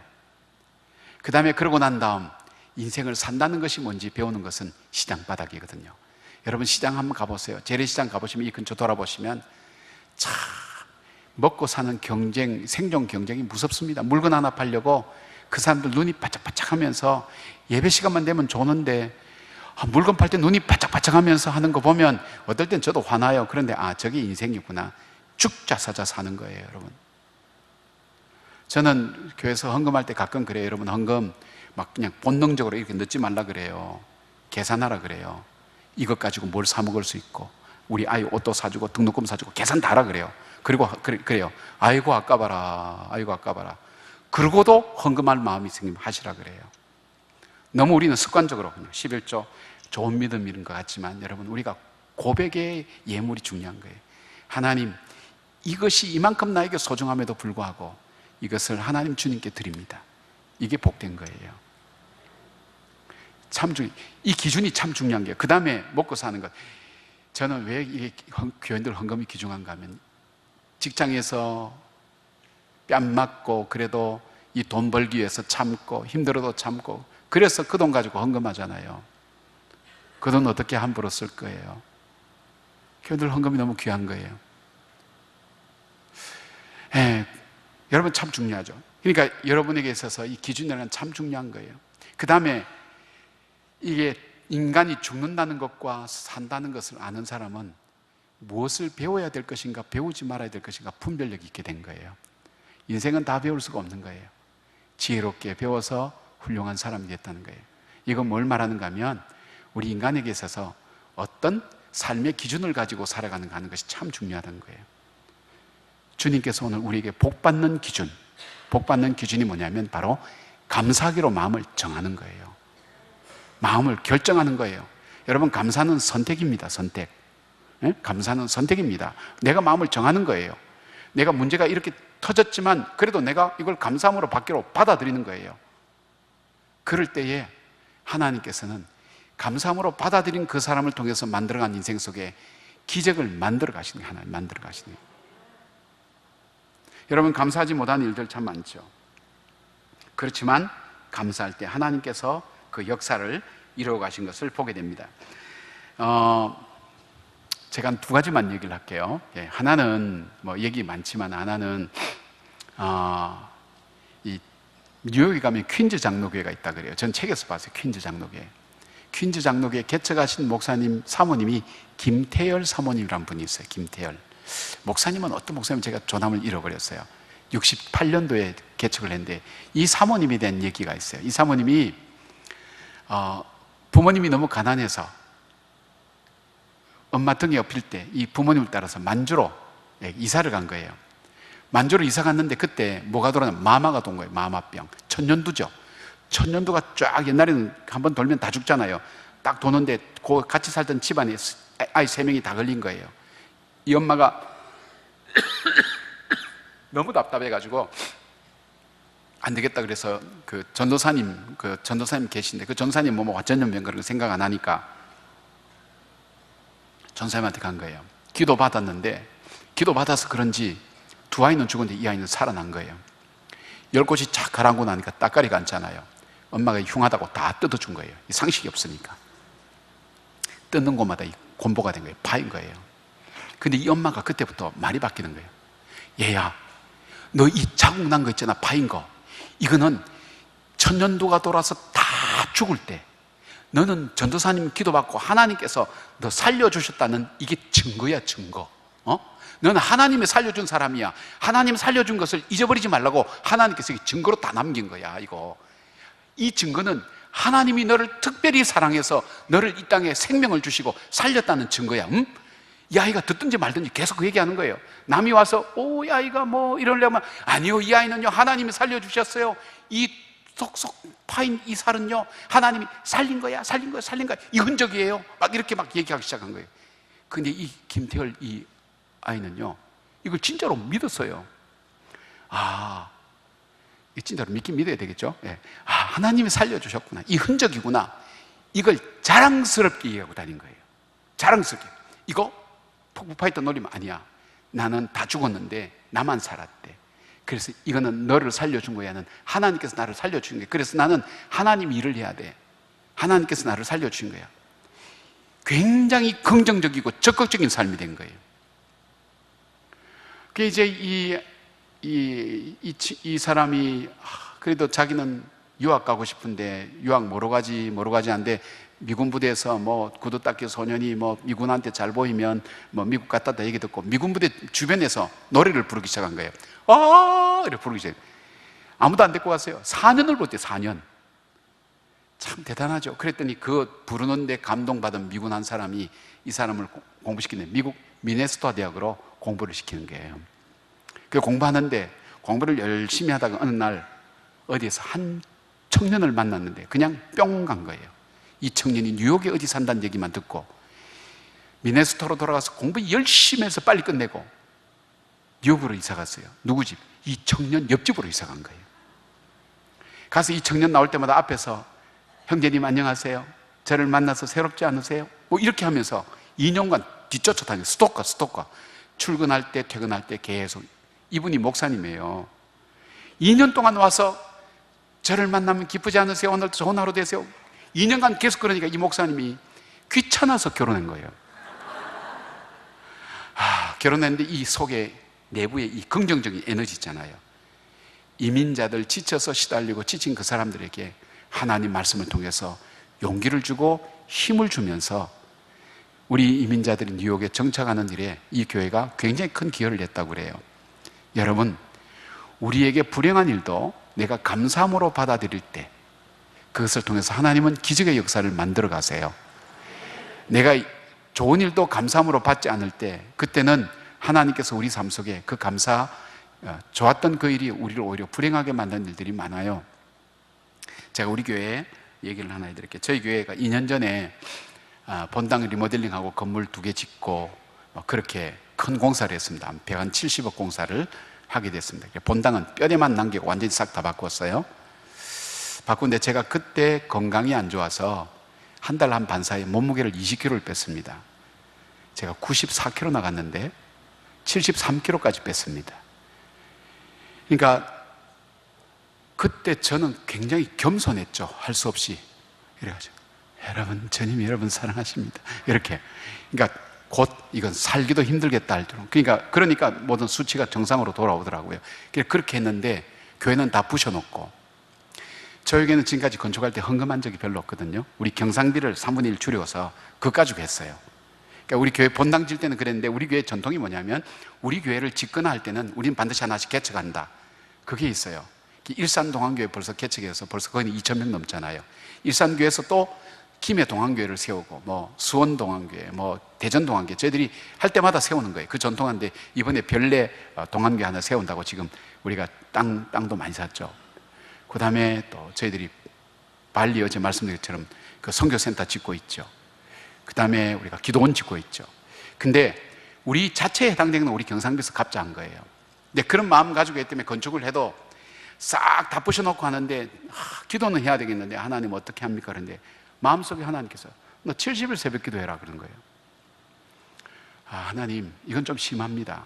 저도 지금 오락가락하고 두 번째로 다 부셔놓고 여러분 계단도요 그냥 콩콜 기초만 친 거 이렇게 막 이렇게 해서 천으로 덮어놓고 본당에 아시바 이렇게 쳐가지고 막 좀 얼룩덜룩하고 그 다음에 들어올 수 있는 상황이 돼요. 화장실 없어요. 화장실은 5개밖에 안 돼요. 그 다음에 냉난방 되지 않아요. 겨울에 70일 새벽 기도 하라 그러는데 우리 가족도 안 나올 것 같아. 저도 나가기 싫어요. 먼지 마시면서 그 자재들 확 쌓여있는데 얼마나 위험해요. 그래서 계속 하나님 앞에 마음에 부담되니까 하나님 안 될 것 같아요. 안 될 것 같아요. 그런데 저희 집사람하고 얘기하는데 여보 다른 교회는 헌금을 많이 하면 동판의 색에서 이름을 새겨주잖아요. 우리 교회는 헌금하지 않으니까 기도로 개근하는 사람 동판에 새겨서 교회 역사 속에 남긴다고 하면 어떨까요? 근데 이거다 싶더라고요. 그 교인들한테 광고했죠. 우리 교회는 헌금한 사람이 아니라 왜냐면 우리 본당이나 우리 교회는 우리가 전부 다 경상도에서 해결하니까 아니라 70일 새벽 기도 나와서 개근하는 분들 이 교회는 기도로 다시 만들어졌습니다 하는 것을 하는 그 이름의 증거를 나누겠습니다 했더니 사람들이 이제 새벽 기도 나온대요. 근데 하나님께서 역사하신 거예요. 평균 그 새벽마다 출석이 1,900명이 넘어요. 개근 1,407명 했어요. 70일 동안. 화장실 없어요. 냉난방 안 돼요. 먼지 투성이에요. 자재 쌓여서 위험해요. 여러분 매일 새벽마다 한번 보세요. 어떨 때 많이 나올 때 2,400명까지 나오는데요. 꽉꽉 차는 거예요. 뭐 하여튼 교회 공간 있는 곳이랑 공간은 다 차는 거예요. 위험하고 그런데도 제가 봐도 우리 교인들 진짜 미친 것 같았어요. 제정신 아니다. 저도 그때 무슨 설교했는지 몰라요. 하여튼 하루하루 하나님께서 붙들어 주시고 기도한데 그게 이제 월요일부터 토요일까지 하니까 71일이 되더라고요. 71일 되는 토요일 날 끝나고 내려와서 우리가 해냈어. We did it. 우리가 해냈어. 이야, 이 놀랄만한 일을 했구나. 그리고 하나님 감사합니다. 우리가 해냈습니다. 그런데 갑자기 뭐가 꽝 소리 나는 거예요. 2층에서 1층 내려가는 그 계단 속에 계단 위에 우리 여자 청년 하나가 굴러 떨어지면서 그게 팍 떨어진 소리가 꽝 소리 나는 거예요. 보니까 오늘 제가 우리 전사님 만나서 보니까 전사님이 그 아이 똥을 받았다 그래요. 똥오줌 싸고 뇌 다치고 이 두개골 깨지고 했는데 이거 살 것 같지 않는 거예요. 병원으로 막 응급실고 경희대병원 응급실 가서 중환자실 들어가서 제가 보니까 죽겠더라고요. 기가 막히는 노릇이에요. 사람들이 무슨 얘기할까요? 저 교회는 70일간 미친 짓 하더니 결국 청년 하나 죽였다. 충분히 그런 얘기 하거든요. 교인들 중에도 그런 얘기 하는 사람 많습니다. 저렇게 하더니 결국 젊은 아이 하나 죽이는 기도하려고 저렇게 모였다는 둥 별 쏟아지는 얘기 다 쏟아지는데 여러분 누가 답답해 하겠어요? 여러분 진짜 답답할 수는 저희 어머니하고 저밖에 없는 거예요. 다른 분들은 걱정만 하지 진짜 사활을 걸고 하나님 앞에 바짝 엎드렸어요. 하나님 이게 무슨 일입니까? 하나님 이렇게 70일 동안 다 해놓고 하나님 이게 무슨 일입니까? 저 아이 저렇게 하려고 우리가 이랬습니까? 하나님 뜻이 뭡니까? 정말 하나님 앞에 납작 엎드렸어요. 하나님 어떻게 된 겁니까? 여러분 저는 목회 사활을 걸고 참 하나님 앞에 엎드렸어요. 근데 대뜸 주님께서 너 나한테 감사했니? 이러시는 거예요. 깜짝 놀랐어요. 하나님께서 다 하신 거잖아요. 아니 너가 한 것이 아니지. 너희가 한 것도 아니지. 내가 할 수 있도록 했고 너희들을 도와서 지금 여기까지 이루어졌다면 이 모든 일을 가능하게 한 나에게 너 진심으로 감사해 봤니? 제가 와 해냈다 고맙다 이 생각했지만 주님께서 하게 하셨습니다. 예, 주님이 이 모든 일을 하셨습니다. 이 감사는요, 신앙 고백이 반드시 들어가게 돼 있어요. 주님께서 하셨다는 그 고백이 들어가야 감사가 되는 거예요. 주님께서 하셨다는 이 고백이 안 들어가면, 잘 되면 내가 노력해서 잘 됐다고 생각하고, 못 되면 나는 이것도 못하는 바보야, 이 좌절감이 들어가는 거예요.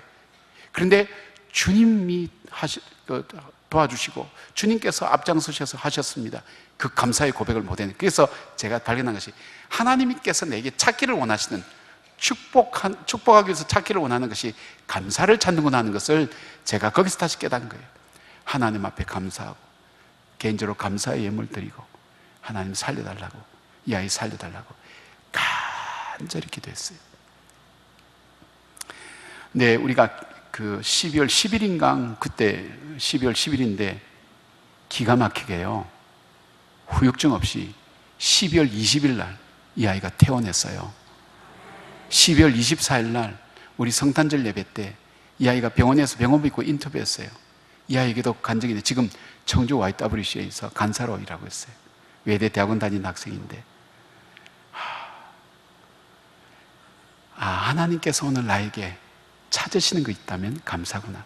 네가 살아온 게 전부 다 네가 살아왔어? 네 힘으로 살아왔어? 네 능력이야? 네가 모든 것 행했어? 하나님이 우리에게 재물을 능도 주셨고, 하나님 내게 가족도 주셨고, 하나님께서 지금까지 나로 하여금 살아온 그 은혜 주신 것, 내가 하나님 앞에 감사 못한 거예요. 하나님 주신 것 가지고 즐기긴 즐겼는데, 여러분 10명의 나병 환자들 중에 9명은 다 뿔뿔이 흩어져서 갔잖아요. 한 명만 하나님이 주님께서 내게 주셨구나 되돌아가서 감사할 때 그 축복은 완성되잖아요. 제가 지난주에 설교하면서 그 설교했어요. 완성된 축복이 뭐냐? 왜 주님께서 감사를 통해서 9명과 1명을 뚜렷하게 대조시켜서 감사라는 그 하나를 가지고 무슨 변화를 하나님께서 그에게 일으키셨는지 그걸 분석하면서 이렇게 말씀을 나누었어요. 여러분, 하나님께서 감사하는 그 나병 환자를 통해서 엄청난 축복을 하시는 거예요. 영육간의 축복을 하시는 거예요. 여러분, 우리가 그 감사하고 났을 때 그 아이도 퇴원했지만은 저희 사만이라는 그 기업인데 그때 부도가 났어요. 부도 난 것 때문에 저희 교회가 굉장히 예산이나 이런 것 절감할 수 있었고, 또 우리 교회가 정직하게 했다는 것을 그 사람도 인정했기 때문에 도와주려고 하면서 문제가 이렇게 된 거예요. 자, 건축하고 나면요 뒷말 들립니다. 뭐 잘 됐네 못 됐네. 그래서 하나님 기도하면서 완공되는 그의 6월 한 달 동안 감사라는 주제로 한 달 동안 새벽기도 한 거예요. 그러니까 막말로 누가 뭐 잘못됐네 하면 그 사람 완전 바보 되는 그런 분위기가 된 거예요. 그리고 장로님들을 새로 지은 건물 구석구석에 다 계시게 하고 교인들에게 땅 밟게 한 거예요. 매일 새벽마다 한 30개의 지점을 만들어서 그 지점마다 가면 장로님들이 이 공간을 만든 의미를 설명해주고 기도해주고, 장로님 그 자리에 계속 계시니까 할수록 전문가가 되는 거죠. 30번이나 반복하시니까 교인들이 매일 돌아가면서 오니까 교회 공간 있는 거 다 발견하게 되고 감사함으로 예배를 드릴 수 있었어요. 하나님께서 그렇게 하시더라고요. 오늘 저와 여러분의 인생 속에 주님께서 찾으시는 것이 감사해요. 그런데 왜 감사를 하나님께 영광을 돌리지 않으면 이게 왜 문제가 됐냐면, 여러분 한번 보세요. 제가 질문 던질게요. 이스라엘 백성들이 출애굽할 때 광야에서 우상을, 송아지를 만드는데 뭐로 만들었어요? 금으로 만들었죠. 이 금이 어디서 난 거예요? 노예들은요 금과 장식구를 가질 수가 없어요. 근데 이 금이 어디서 났죠? 성경을 자세히 보면 하나님께서 이 이스라엘 백성 나갈 때 이 금을 너희들 갖고 나가겠다가 해서 이 사람들이 갖고 온 금이에요. 그러니까 자기들 자격은 없어. 근데 하나님이 선물로 주셨어. 하나님 주신 축복이에요. 이 금을 가지고 어떻게 했어요? 하나님을 경배하는, 이 법궤를 만들 때도 금이 들어가요. 하나님의 법궤를 만들고 하나님 영광을 쓰는 게 아니라 이걸 가지고 우상 숭배하는데 이 금을 쓰는 거예요. 자, 그들이 송아지 만들었고 춤추고 난리칠 때 그날 아침 뭐 먹고 나왔을까요? 메추라기가 맞나? 누가 주셨을까요? 기가 막히죠, 여러분. 하나님이 먹을 것 안 줬으면 죄질 힘도 없어. 자, 춤추고 난리치고 죄 짓는데 뜨거운 태양을 가려주고 밤에 추위를 가려준 게 뭘까요? 구름 기둥과 불 기둥. 하나님께서 보호해 주신 거예요. 기가 막힌 얘기 아니에요, 여러분? 하나님 주신 축복 가지고, 하나님 주신 은혜 가지고 죄 짓는 데 쓴단 말이에요. 하나님이 구름 기둥 불 기둥 걷어가면 죄 지을 수도 없어요. 여러분, 저는요, 우리 인간은요, 죄 지을 능력도 없어요. 사실 죄 지을 능력도 없어요. 우리는 할 거 없어요. 하나님 주신 축복 때문에 죄 짓는 거예요. 하나님 주신 물질 때문에 죄 짓는 거예요. 하나님 주신 직분 때문에 죄 짓는 거예요. 하나님 주신 부모의 직분 때문에 죄 짓는 거예요. 하나님 주신 지식 때문에 죄 짓는 거예요. 지식 가지고 겸손하게 섬겨야 되는데 지식 가지고 이것저것 따지기나 잘하고 사람들 못 배운 사람 무시하고 하나님 주신 것 때문에 죄를 짓는 거예요. 하나님 주신 것을 온전히 올려드리기 위해서 우리가 해야 될 게 뭘까요? 감사해야 돼요. 하나님 내게 건강 주셔서 감사합니다. 신앙 주셔서 감사합니다. 좋은 교회 주셔서 감사합니다. 우리 좋은 이웃 주셔서 감사합니다. 좋은 목사님 주셔서, 좋은 장로님들 주셔서, 우리 좋은 교인들 주셔서 하나님 앞에 계속 감사할 때 주님은 그 감사를 통해서 여러분 삶을 기적과 이적으로 만들어가는 것을 보게 됩니다. 사랑하는 여러분, 우리가 주님께서 오늘 여러분에게 그렇게 말씀하세요. 나 참 너 복 주고 싶은데 복 줄 수 있는 삶을 살았으면 좋겠어. 첫째, 기도해라. 기도할 때 너 마음이 내 마음으로 바뀌어지고 성령의 열매를 맡고 너가 가는 곳에 화평의 열매가 열리고 인격의 열매가 열리고 하나님의 축복이 열리고 무너진 가정은 다시 회복되고 깨어진 관계는 다시 회복되는 그 역사가 네가 기도할 때 이루어진다. 기뻐해라. 이미 너에게 준 건 너무너무 많다. 그거 즐거워하고 기뻐할 때 하나님께서 그 기뻐함 때문에 내 기쁨이 너에게 준다 그러지 않았느냐. 그 기쁨 때문에 너 인생은 달라지고 새로워질 거야. 감사하기로 선택하고 결단해라. 그 감사하는 인생을 기적으로 만들어갈 거야. 감사하는 인생 속에, 그래서 청교도들이 그랬다 그러잖아요. 촛불을 주시는 하나님께 감사하면 하나님은 등불을 주시고, 등불을 주신 하나님께 감사하면 하나님은 달빛을 주시고, 달빛을 주신 하나님께 감사하면 햇빛을 주시고, 햇빛을 주신 하나님께 감사하면 햇빛도 필요 없는 천국을 주신다고. 청교도들이 그렇게 감사한 거예요. 감사할 수 없을 때 그들은 감사한 거예요. 그 감사를 통해 오늘날 미국이 저렇게 타락해도 그래도 유지하는 이유는 저 청교도의 정신이 전 밑바닥에 흐르고 있는 거예요. 여러분에게 제안하고 싶어요. 여러분, 이대로 부흥회 끝나면 남는 거 없습니다. 그때 많이 웃었다. 재미있는 얘기 들었다. 내일 저녁엔 여러분께서 빈봉투도 괜찮고 여러분 결단의 의미를 담아도 괜찮아요. 그리고 여러분이 정말 할 수 있는 걸 그 봉투에 좀 적으세요. 담임 목사님이 붙들고 기도해 줍니다. 내가 담배 2갑 피웠는데 한 갑밖에 안 피우겠다. 그것도 일주일만. 괜찮아요. 내가 아침에 일어나면 안 일어나! 이렇게 고함 질렀는데 그거 하지 말고 고함 지르는 것보다는 그냥 하나님 오늘 하루 주셔서 감사합니다. 이 말하고 시작하겠다. 할 수 있는 거, 지킬 수 있는 거. 평생, 그것도 거짓말이에요. 일주일만. 일주일 한 다음에 다시 일주일 하면 되잖아요. 하나님 요거 꼭 지키겠습니다. 작은 것 하나 지키는데 하나님께서 그 틈으로 지금 여러분 부흥회 통해서 받은 은혜를 하나님 계속 공급해 주세요. 내 삶의 진짜 기준을 하나 바꿔야 하나님께서 축복하세요. 여러분 내일 저녁에 그 준비 꼭 해오세요. 내가 이렇게 살겠다. 그걸 왜 제가 이제 헌금을 통해서 하라 그러면 물질 있는 곳에 마음이 있어요. 여러분, 우리 사람의 본질적인 마음이에요. 저는 헌금 많이 해달라고 얘기 들은 적도 없고 헌금하라고 얘기 들은 한 번도 없어요. 저는 그렇게 하지도 않아요. 그러나 정말 삶의 변화가 내 속에 절박한 것이라면 하나님 도와주십시오 하는 간절함을 담아서 한번 해보십시오. 지킬 수 있는 것, 액수 많이 안 넣어도 괜찮아요. 괜찮아요. 헌금 많이 하고 시험 들면 안 하는 것보다 못해요. 작은 거지만 주님, 제가 이번 은혜를 받고 이렇게 살겠습니다 하는 결심을, 작은 것.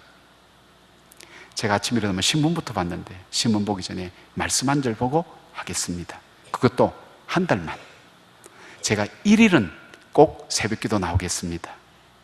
그런 거라든지 제가 시장 가서 반찬 3,000원치 사면 4,000원치 사서 다시 버무려서 만들어서 정말 힘들고 어려운 그 할머니 집에 어려운 이웃에게 제가 나눠 주겠습니다. 이런 거라든지 그것도 한 번만. 괜찮아요. 한 번 하고 나면 달라져요. 내 삶에 제가 말씀드린 것은 실제적인 삶의 변화가 와야 하나님이 내게 주신 그 변화의 능력을 체험할 수 있는 거예요. 사랑하는 여러분, 우리 인생 기준 바꾸자 그랬죠. 첫날 어떻게 했죠? 주님이 주인 되게 하자. 두 번째, 사람을 사랑의 대상으로 보자. 셋째, 무슨 일인지 기도로 해결하자.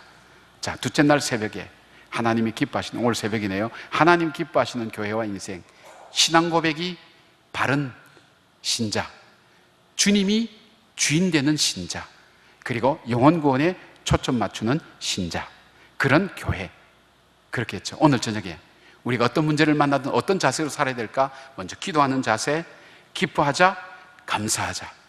이것을 여러분 실제적으로 하나님 앞에 결심하면서 그렇게 살 때, 예수 믿어도 변화가 없잖아요. 가정생활은 여대로 하고 옛날 살던데 그렇게 하면 안 돼요. 예수 믿을 때 말씀이 주는 능력을 체험하셔야 돼요. 그것은 순종할 때 돼요. 순종할 때. 여러분 성경을 한번 보세요. 저 목사 끝날 것 같은데 안 끝나고, 끝날 것 같은데 안 끝나고. 예. 끝날려 하니까 자꾸 생각이 나요, 여러분. 성경을 읽어보면 순종과 불순종의 차이예요. 사울왕처럼 대단한 사람도 불순종하니까 주님께서 버렸어요. 주님은 예배에 대해서 양보하지 않는 분인데 그 예배보다도 나는 제사를 원하는 것보다 순종을 원한다 그랬어요. 한 사람이 순종했을 때 많은 사람이 의인이 된 것처럼, 한 사람이 죄를 지었을 때, 불순종했을 때 많은 사람이 죄인이 된 거예요. 아담과 예수님에 대한 얘기를 하는 거예요. 여러분, 목동이지만 주님 말씀 순종했을 때 이 사람은 하나님께서 위대한 왕으로 세우셨어요. 순종과 불순종으로 다 결판 나는 거예요. 내 속에 능력이 나타나지 않는 것은 이 말씀대로 순종하지 않는 거예요. 믿음이 시작입니다만 그 믿음이 나타난 역사는 믿음으로 내게 주권을 올려드린 주님께서 내게 말씀하실 때 그 말씀에 순종하는 거기에서 주님의 이적과 기적의 역사는 나타난 거예요. 저는 우리 교인들한테 요즘 그 도전합니다. 여러분 정말 예수 믿어도 금요한 거꾸로 살면 여러분 점검해 보라고, 신앙생활. 그럼 여러분 속에 순종해서 대부분 걸린다고. 믿음은 웬만큼 다 있어요. 들은 것도 있고 순종해서 걸리게 돼 있어요. 하나님, 이 말씀대로 제가 살아보겠습니다. 한번 제 남은 인생 주님 말씀이 진짜인지 가짜인지 한번 테스트해 보면서 내가 살아보겠습니다. 그런 마음을 가지고 말씀대로 여러분 삶을 다시 만들어가는 그런 여러분 되길 바랍니다. 아멘. 예, 이 시간 잠깐 기도하겠습니다. 짧은 시간이지만 여러분께서 한번 생각해 보십시오. 하나님, 제가 이렇게 살았으면 좋겠습니다. 제가 이런 인생, 남은 인생 이렇게 살겠습니다. 연습도 반복도 없는 인생인데 주님, 내 남은 인생 이렇게 살겠습니다. 마음으로 한번 생각해 보십시오. 뭘 내가 결심하면 좋을지. 지킬 수 있는 것, 한 번 이례적인 것도 괜찮습니다. 일주일도 괜찮고요. 정말 지킬 수 있는 것. 마음으로 이렇게 한번 조용히 마음에 이렇게 여러분 마음에 한번 적어 보십시오. 주님께서 말씀 듣고 난 다음에 성령께서 여러분 마음 터치하시거든요. 지금 마음, 주님, 제 힘으로는 실패할 수밖에 없어요. 저를 도와주세요. 정말 제 삶이 바뀌기를 원해요. 제 패러다임이 바뀌고 기준이 바뀌고. 제가 알고 보니까 내 인생의 주인은 돈이었어요. 내 자존심이었어요. 내 인생의 자랑은 주님이 아니라 내 지식이었어요. 주님, 제가 정말 주님을 나의 주인으로 섬깁니다. 주인 되신 주님 앞에 한 가지라도 순종하고 싶습니다. 이거 순종하겠습니다.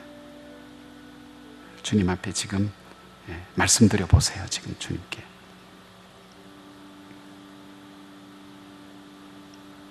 아버지, 사랑하는 주의 종들이 결심하고 결단하고 올려드린 기도 위에 응답에 응답을 주시고 잘 지켜나갈 수 있도록 성령님 도와주시옵소서. 예수님 이름으로 기도드립니다. 아멘. 긴 시간 너무 고맙습니다.